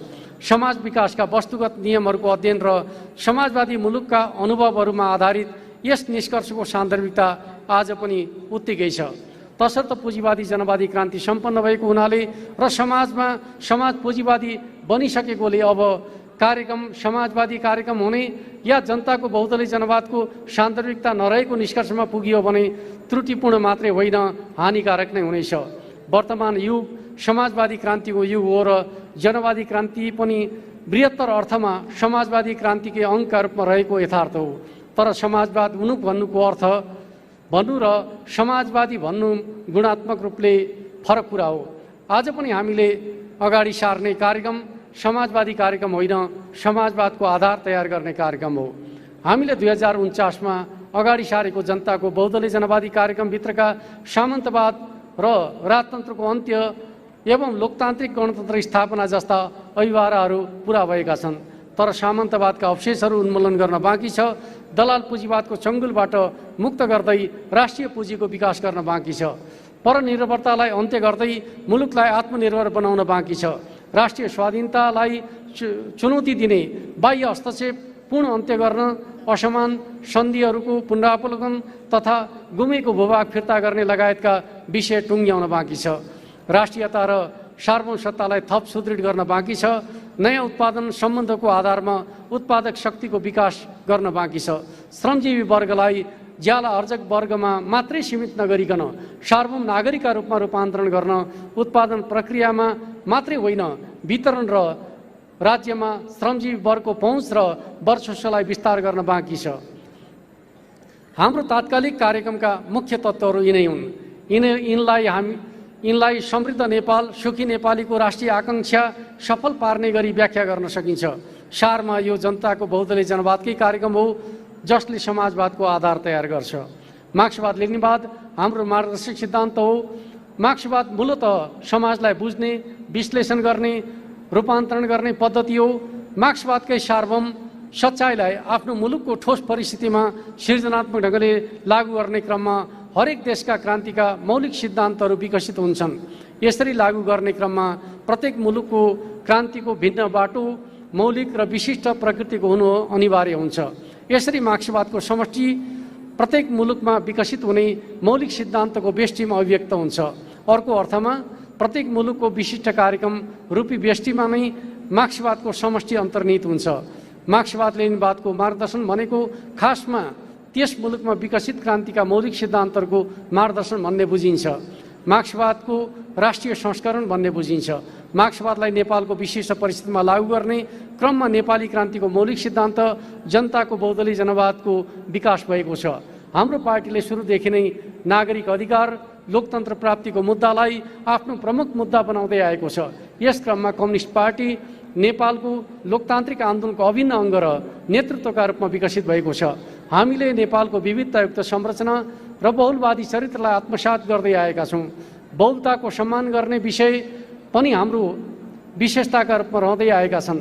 पार्टीले नेपाली जनताको आन्दोलनका तीनवटै पूर्ववर्ती धाराहरू देशभक्ति, सामाजिक सुधार र लोकतन्त्रको धारालाई आत्मसात गर्दै तिनलाई आफ्नो कार्यक्रममा समाहित गरेको छ।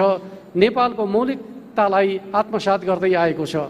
मार्क्सवादलाई लागू गर्ने क्रममा विभिन्न मुलुकमा एकदलीय शासन प्रणालीको अभ्यास भयो।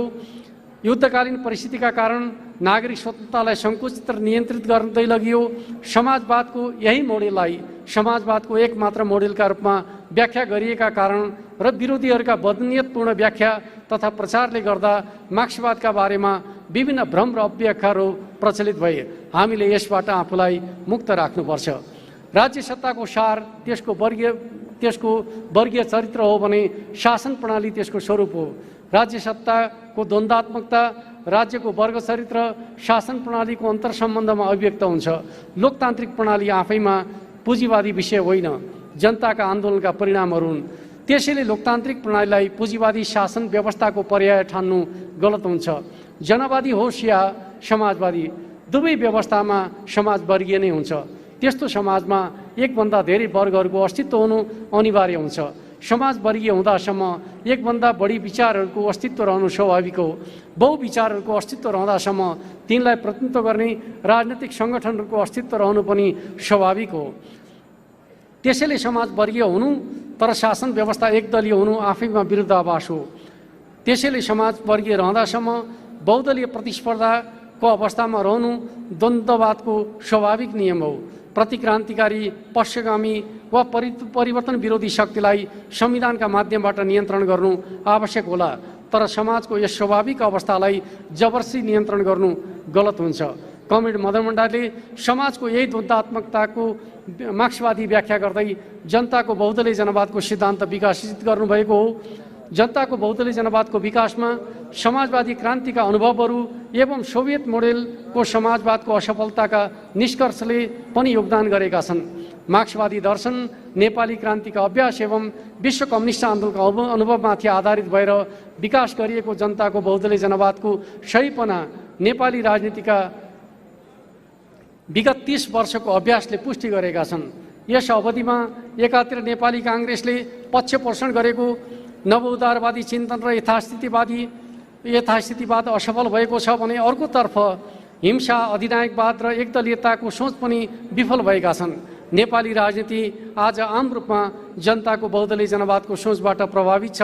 यसले जनवादी क्रान्तिको चरणमा मात्रै होइन, समाजवादी चरणमा पनि हामीलाई मार्गदर्शन गर्नेछ।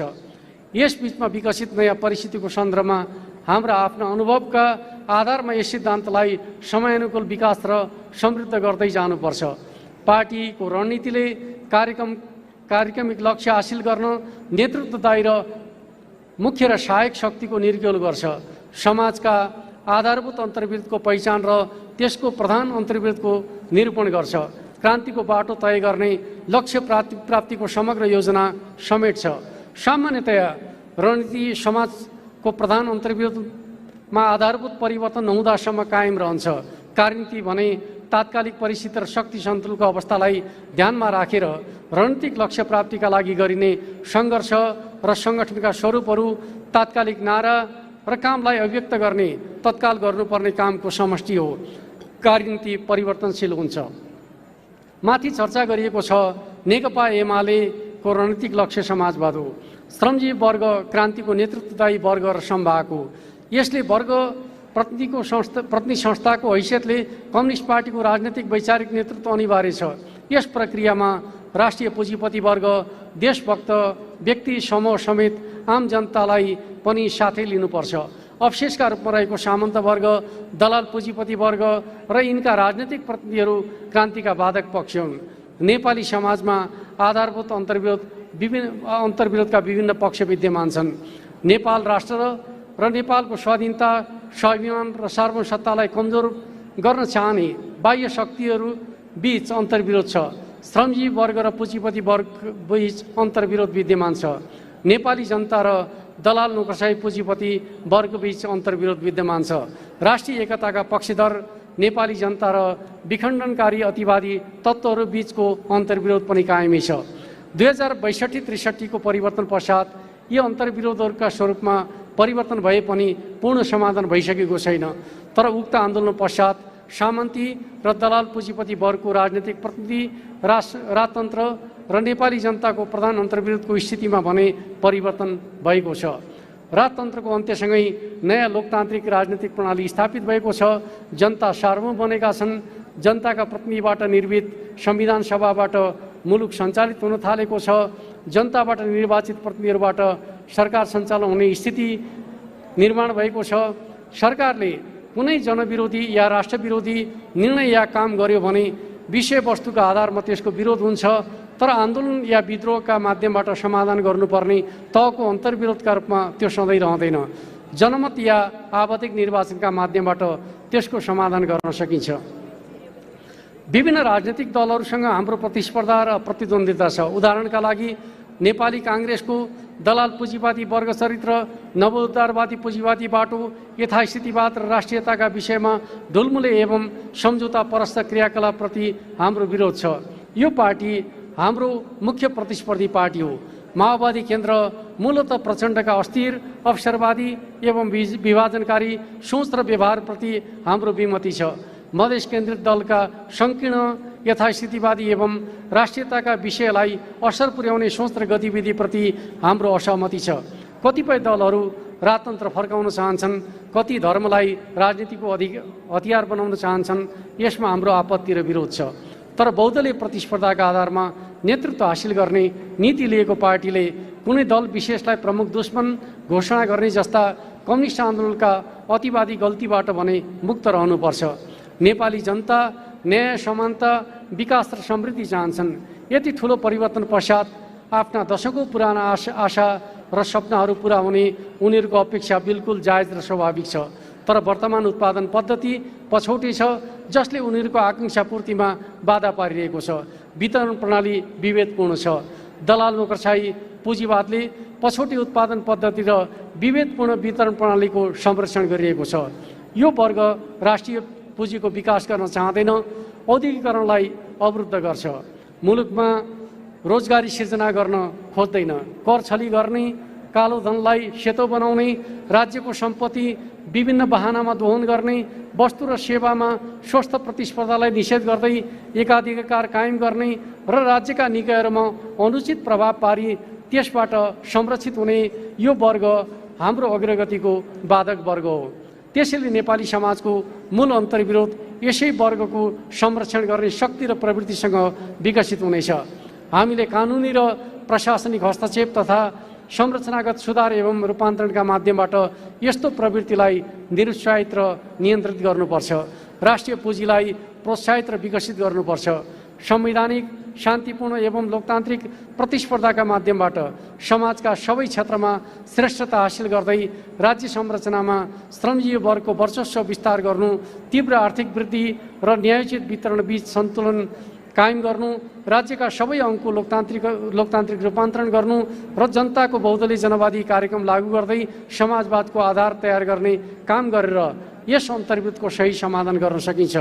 यदि क्रान्ति पछाडिको राज्य प्रणाली जनताको आकाङ्क्षा र देशको आवश्यकता पूरा गर्ने कुरामा सक्षम हुन सकेन, जनताले परिवर्तनको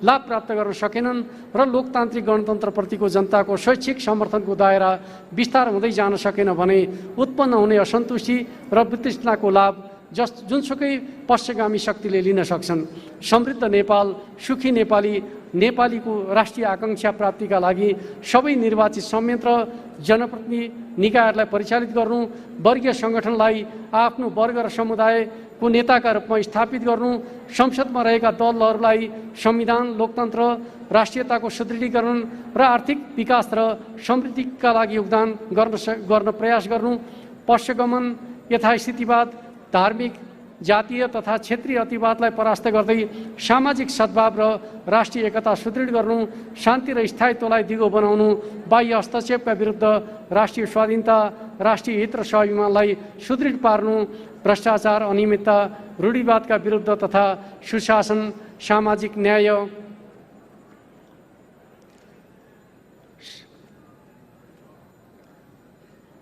सांस्कृतिक सचेतनता रूपान्तरणको अगुवाई गर्नु यति बेला हाम्रो कार्यनीतिका मुख्य विशेषता हुन्। राजनीतिक कार्यदिशाले रणनीतिक लक्ष्य, रणनीति र कार्यनीतिलाई संयोजन गर्छ। संवैधानिक, शान्तिपूर्ण र लोकतान्त्रिक प्रतिस्पर्धाको बाटोबाट जनताको बहुदलीय जनवादको कार्यक्रम लागू गर्दै राष्ट्रिय पुँजीको विकास गर्नु र समाजवादको आधार निर्माण गर्नु हामीले अवलम्बन गरेको राजनीतिक कार्यदिशाको सार हो। आवधिक निर्वाचन सङ्घीय संसद सहित सबै तहका जनप्रतिनिधि निकाय र सरकारका कामको मुख्य क्षेत्रका रूपमा रहन्छन्, तर हामी यतिमै सीमित रहँदैनौँ। सामाजिक रूपान्तरण, जनसरोकार र राष्ट्रिय हितका प्रश्नमा आवश्यकता अनुसार जनपरिचालन गर्नुपर्छ। शान्तिपूर्ण र वैधानिक आन्दोलनका माध्यमबाट जनदबाव सृष्टि गर्दै अगाडि बढ्ने हाम्रो क्रान्तिको बाटो हो। प्रतिनिधि कमरेडहरू, कम्युनिस्ट पार्टी शारीरिक श्रम र बौद्धिक श्रममा संलग्न सबै खाले श्रमजीवी वर्गको पार्टी हो। पार्टीले समाजका निम्न तथा मध्यम वर्ग परिवर्तनमा सहयोग गर्ने राष्ट्रिय पुँजीपति वर्गको हितको समेत प्रतिनिधित्व गर्छ। तर कम्युनिस्ट पार्टी श्रमजीवी वर्गको पक्षधरताबाट कहिले विचलित हुन सक्दैन। कम्युनिस्ट पार्टीले विभिन्न वर्ग या समुदायका आन्दोलन सञ्चालनका लागि जनसङ्गठन निर्माण गर्न सक्छ, विभिन्न शक्तिसँग वर्गीय र राजनैतिक मोर्चा निर्माण गर्न सक्छ, जनताको अभिमत लिएर सत्ता सञ्चालन गर्न सक्छ। विकास निर्माण र सामाजिक रूपान्तरणका लागि पार्टीको भूमिका सङ्गीत निर्देशकको जस्तो हुनुपर्छ, जसले विभिन्न वाद्यवादकहरूलाई एउटै लय परिचालित गर्दै सुन्दर धुन निर्माण गर्छ। कम्युनिस्ट पार्टी स्वैच्छिक रूपले सामाजिक परिवर्तनमा समर्पित हुन तत्पर, त्यसका लागि आवश्यक पर्दा बलिदान दिन तयार तथा द्वन्द्वात्मक तथा ऐतिहासिक भौतिकवादी विश्व दृष्टिकोणबाट दीक्षित व्यक्तिहरूको अनुशासित, सचेत र स्वयंसेवी संस्था हो। त्यसैले पार्टी संरचना प्राविधिक विषय होइन, पार्टी निर्माणका वैचारिक आधार हुन्। मार्क्सवाद लेनिनवाद, जनताको बहुदलीय जनवादको मार्गदर्शन, द्वन्द्वात्मक ऐतिहासिक भौतिकवादी विश्व दृष्टिकोण, श्रमजीवी वर्ग पक्षधरता, देशभक्तिपूर्ण भावनाका साथ देश र जनताका पक्षमा निरन्तर क्रियाशीलता, राष्ट्रिय पुँजी निर्माण, प्रगतिशील उत्पादक शक्तिको विकास, स्वतन्त्र आत्मनिर्भर अर्थतन्त्रको स्थापना, जनताको बहुदलीय जनवादको कार्यान्वयन तथा समाजवाद आधार निर्माणको कार्यदिशा, संसारभरिका श्रमजीवी तथा शान्तिप्रेमी जनताको आन्दोलनप्रतिको एकबद्धता एवं विश्व मानवताको पक्षधरता, दक्षिणपन्थी र उग्रवामपन्थी आवरणमा देखा पर्ने अवसरवाद विद्रोहको सतत वैचारिक सङ्घर्ष, अनुभवको निरन्तर विश्लेषण र संश्लेषणका माध्यमबाट नेपाली क्रान्तिका सिद्धान्तको विकास, प्रयोग र अघि बढ्ने, शान्तिपूर्ण र लोकतान्त्रिक प्रतिस्पर्धाका माध्यमबाट आफ्नो श्रेष्ठता हासिल गर्न आम जनताको शैक्षिक तथा अविच्छिन्न समर्थन अनिवार्य पूर्वशर्त हो। खुला समाज, आपसमा प्रतिस्पर्धारत वर्गीय शक्तिहरूको उपस्थिति, साधन स्रोत र बाह्य समर्थन प्राप्त बुर्जुवा एवं पश्चगामी वर्गको प्रतिरोधका बीच कम्युनिस्ट चरित्र कायम राख्दै निरन्तर विजय प्राप्त गर्नु सहज छैन। पुँजीवादी भूमण्डलीकरणको सांस्कृतिक प्रभाव, व्यक्तिवाद, उपभोक्तावाद, गलत वैचारिक मान्यता एवं समाजमा विद्यमान पछौटे चिन्तनका बीचबाट कम्युनिस्ट पार्टीले आफूलाई निरन्तर नैतिक र आचरणगत रूपमा स्वच्छ, पारदर्शी एवं जनमुखी बनाइरहनु चुनौतीपूर्ण छ। परम्परागत राज्य संरचना र प्रतिकूल विश्व परिस्थितिका चुनौती कायम छन्, तसर्थ कम्युनिस्ट पार्टीले आफूलाई हमेसा जनताको सेवकका रूपमा प्रस्तुत गर्नुपर्छ। जनताको अपेक्षा र आकाङ्क्षामा आफूलाई खरो उतार्नुपर्छ। आफूभित्र निरन्तर शुद्धिकरण गरिरहनुपर्छ। जनताको बदलिँदो चाहनुसार अध्यापतिक भइरहनुपर्छ। बहुदलीय प्रतिस्पर्धामा श्रेष्ठता हासिल गर्न समाजका विभिन्न तबकाको मत प्राप्त गर्नुपर्ने आवश्यकता र सर्वश्रमजीवी वर्गको पक्षधरतालाई जोगाइराख्ने दायित्वका बीचमा सन्तुलन मिलाउन विशेष कुशलता प्रदर्शन गर्नुपर्छ। पार्टी निर्माणका आधार स्तम्भ पार्टी सदस्य हुन्। कठिन परीक्षा पश्चात मात्र हासिल हुने सदस्यता प्राप्तिलाई गुणस्तरहीन बनाउनु हुँदैन। पार्टीको सार्वभौमसत्ता सारतः पार्टी सदस्यमै निहित रहन्छ तथा पार्टीको नीति तथा नेतृत्व निर्माणको निर्णायक स्रोत पार्टी सदस्य नै हुन्छन्। पार्टी निर्माणको जगका रूपमा रहेका पार्टी सदस्यकै गुणस्तर कमजोर भयो र पार्टी सदस्यता प्रदान गर्ने विधि मनोगत भयो भने पार्टी कमजोर हुन्छ। पार्टी सदस्यता प्राप्त गर्नु पूर्व निजले सकभर कुनै न कुनै जनवर्गीय सङ्गठनमा निश्चित अवधि व्यतीत गरेको, पार्टीद्वारा सञ्चालित अभियान आन्दोलनमा सक्रिय सहभागी भएको र सदस्यता प्राप्त गर्नु पूर्व आधारभूत ज्ञान हासिल गर्न एक तहको प्रशिक्षण हासिल गरेको कुरा सुनिश्चित गर्नुपर्छ। मुलुकमा संघीयता कार्यान्वयन भइसकेको परिप्रेक्ष्यमा हाम्रो कमिटी प्रणाली पनि मूलतः मुलुकको सङ्घीयता र प्रशासनिक संरचना अनुरूपै हुनुपर्छ। पार्टीमा सङ्गठित हुन तथा समर्पित हुन तयार व्यक्ति मात्रै पार्टीको सङ्गठित सदस्य हुन सक्ने तथा सङ्गठनको मातहत कमिटी मथिल्लो कमिटीको र अल्पमत बहुमतको मातहत रहनुपर्ने जस्ता लेनिवादी सङ्गठनात्मक सिद्धान्तका मान्यता आज पनि सान्दर्भिक छन्। यिनलाई सृजनात्मक ढङ्गले आफ्नो विशिष्ट स्थिति अनुरूप लागू गर्नुपर्छ। आन्तरिक पार्टी जनवादमा आधारित निर्मित वैचारिक केन्द्रीयताले नै सङ्गठनात्मक केन्द्रीयता निर्माण हुन्छ। जनवादी केन्द्रीयतालाई जनवाद र केन्द्रीयताको द्वन्द्वात्मक एकताको अर्थमा ग्रहण गर्नुपर्छ।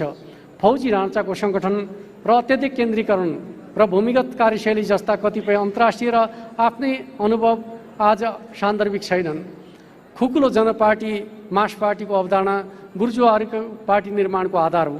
संसारका प्रायः कम्युनिस्ट पार्टीहरूले कार्यकर्ता पार्टीको मान्यता अनुरूप पार्टी निर्माण गरेका छन्। हामीले पार्टीको नीति नेतृत्व निर्माण तथा समस्त पार्टी सञ्चालनमा पार्टीका नेता कार्यकर्ता र सदस्यहरूको निर्णायक भूमिका रहने तर आम जनताको समर्थनमा मात्रै अगाडि बढ्ने नीति अँगालेका छौँ। यसलाई हामीले जनआधारित कार्यकर्ता पार्टी नीति भन्ने गरेका छौँ।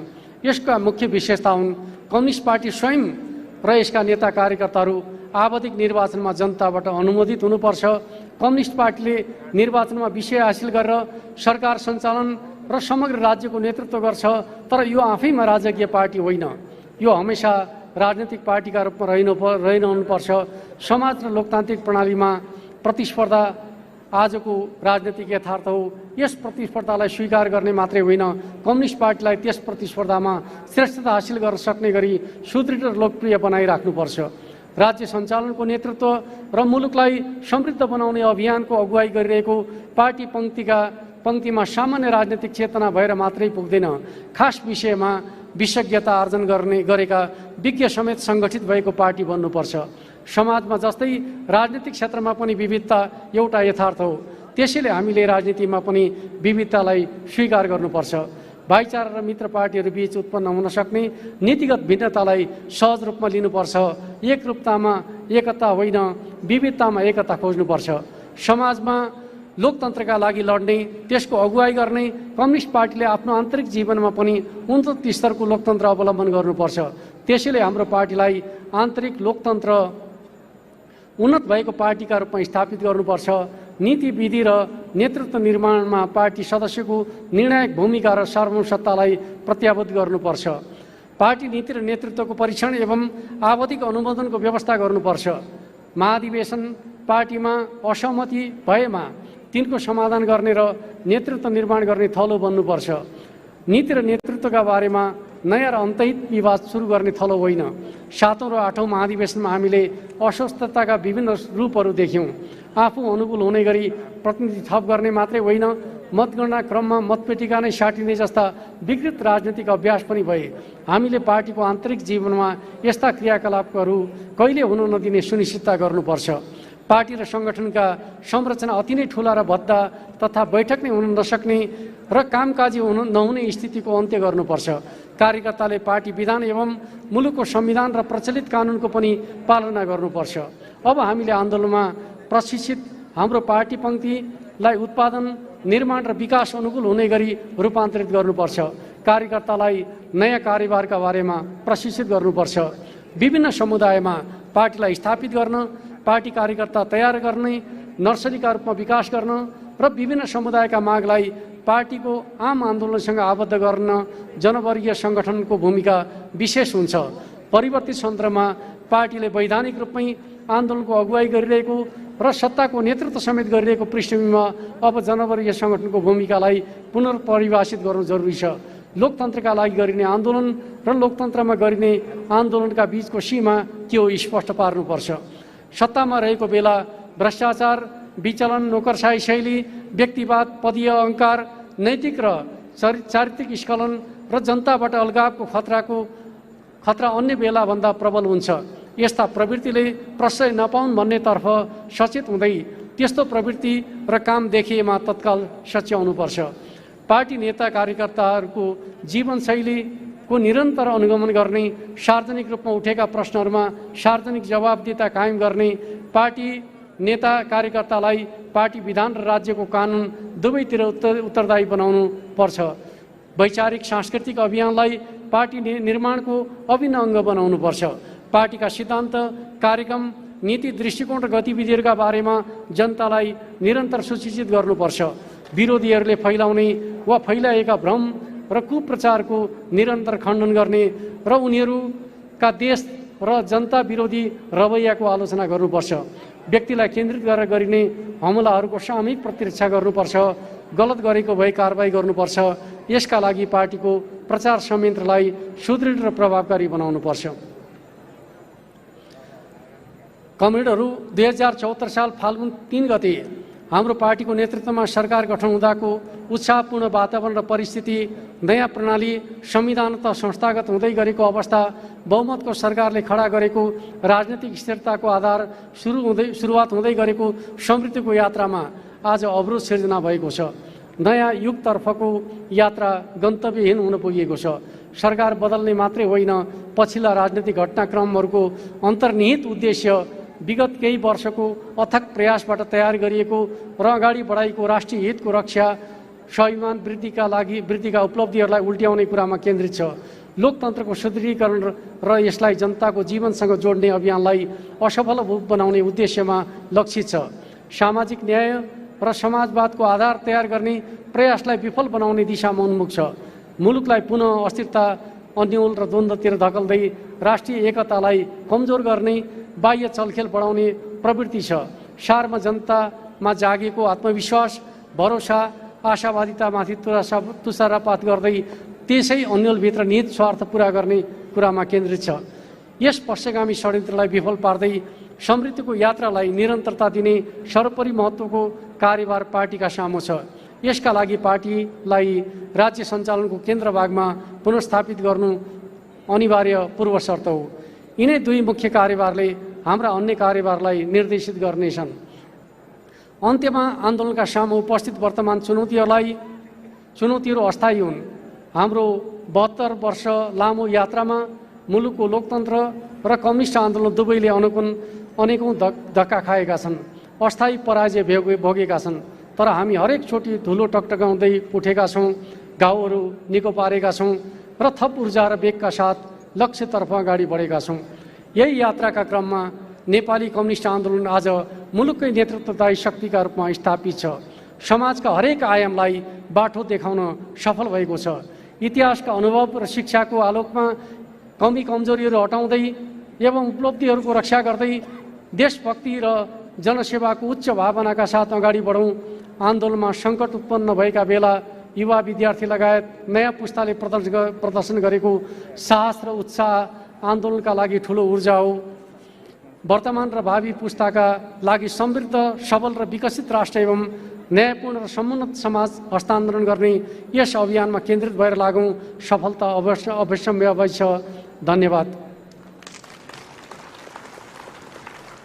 धन्यवाद। राजनीतिक प्रतिवेदन प्रस्तुतिका लागि कमरेड अध्यक्ष र कमरेड अध्यक्षको तर्फबाट पछिल्लो समय वाचन गर्नुहुने कमरेड शङ्कर पोखरेल। कमरेडहरू अलिकति थाक्नु पनि भएको छ, भोकाउनु पनि भएको छ। हामी एकछिनपछि खाजा ब्रेक गर्छौँ। म खाजा ब्रेक गरौँ भन्दै थिएँ। मैले अघि यसो छुस्स के भनेको थिएँ, आज ज्येष्ठ नागरिक दिवस। एकजना बा आउनुभयो। ए बा, यो त प्रतिनिधिहरू मात्रै प्रवेश गर्ने थलो हो, तपाईँलाई भित्राउनु त गाह्रो हुन्छ भनेको, आशीर्वाद पनि दिन नपाउने तिमीहरूको कार्यक्रममा भनेपछि मैले केही गर्न सकिनँ। म हाला भएर बालाई बोलाउँदैछु। आउँदै हुनुहुन्छ पुर्खे बा। हे अय्या, बुढो मान्छे, ज्येष्ठ नागरिक दिवस। अయ్య बाबा, हेनेर जहिले रिसाउने नेरा ताली बजाए पर राम्रो हुन्थ्यो। हेनेर जहिले रिसाउने नेरा, जहिले रिसाउने नेरा, एमालेलाई जित्न नसकेर काङ्ग्रेसले माधव मिसाउने हो कि होइन? बुढो मान्छे कता हो कता। अरे बाबा, अब यो म खास आएको त किन हो भने एउटा गीत गाउन। घाम जस्तो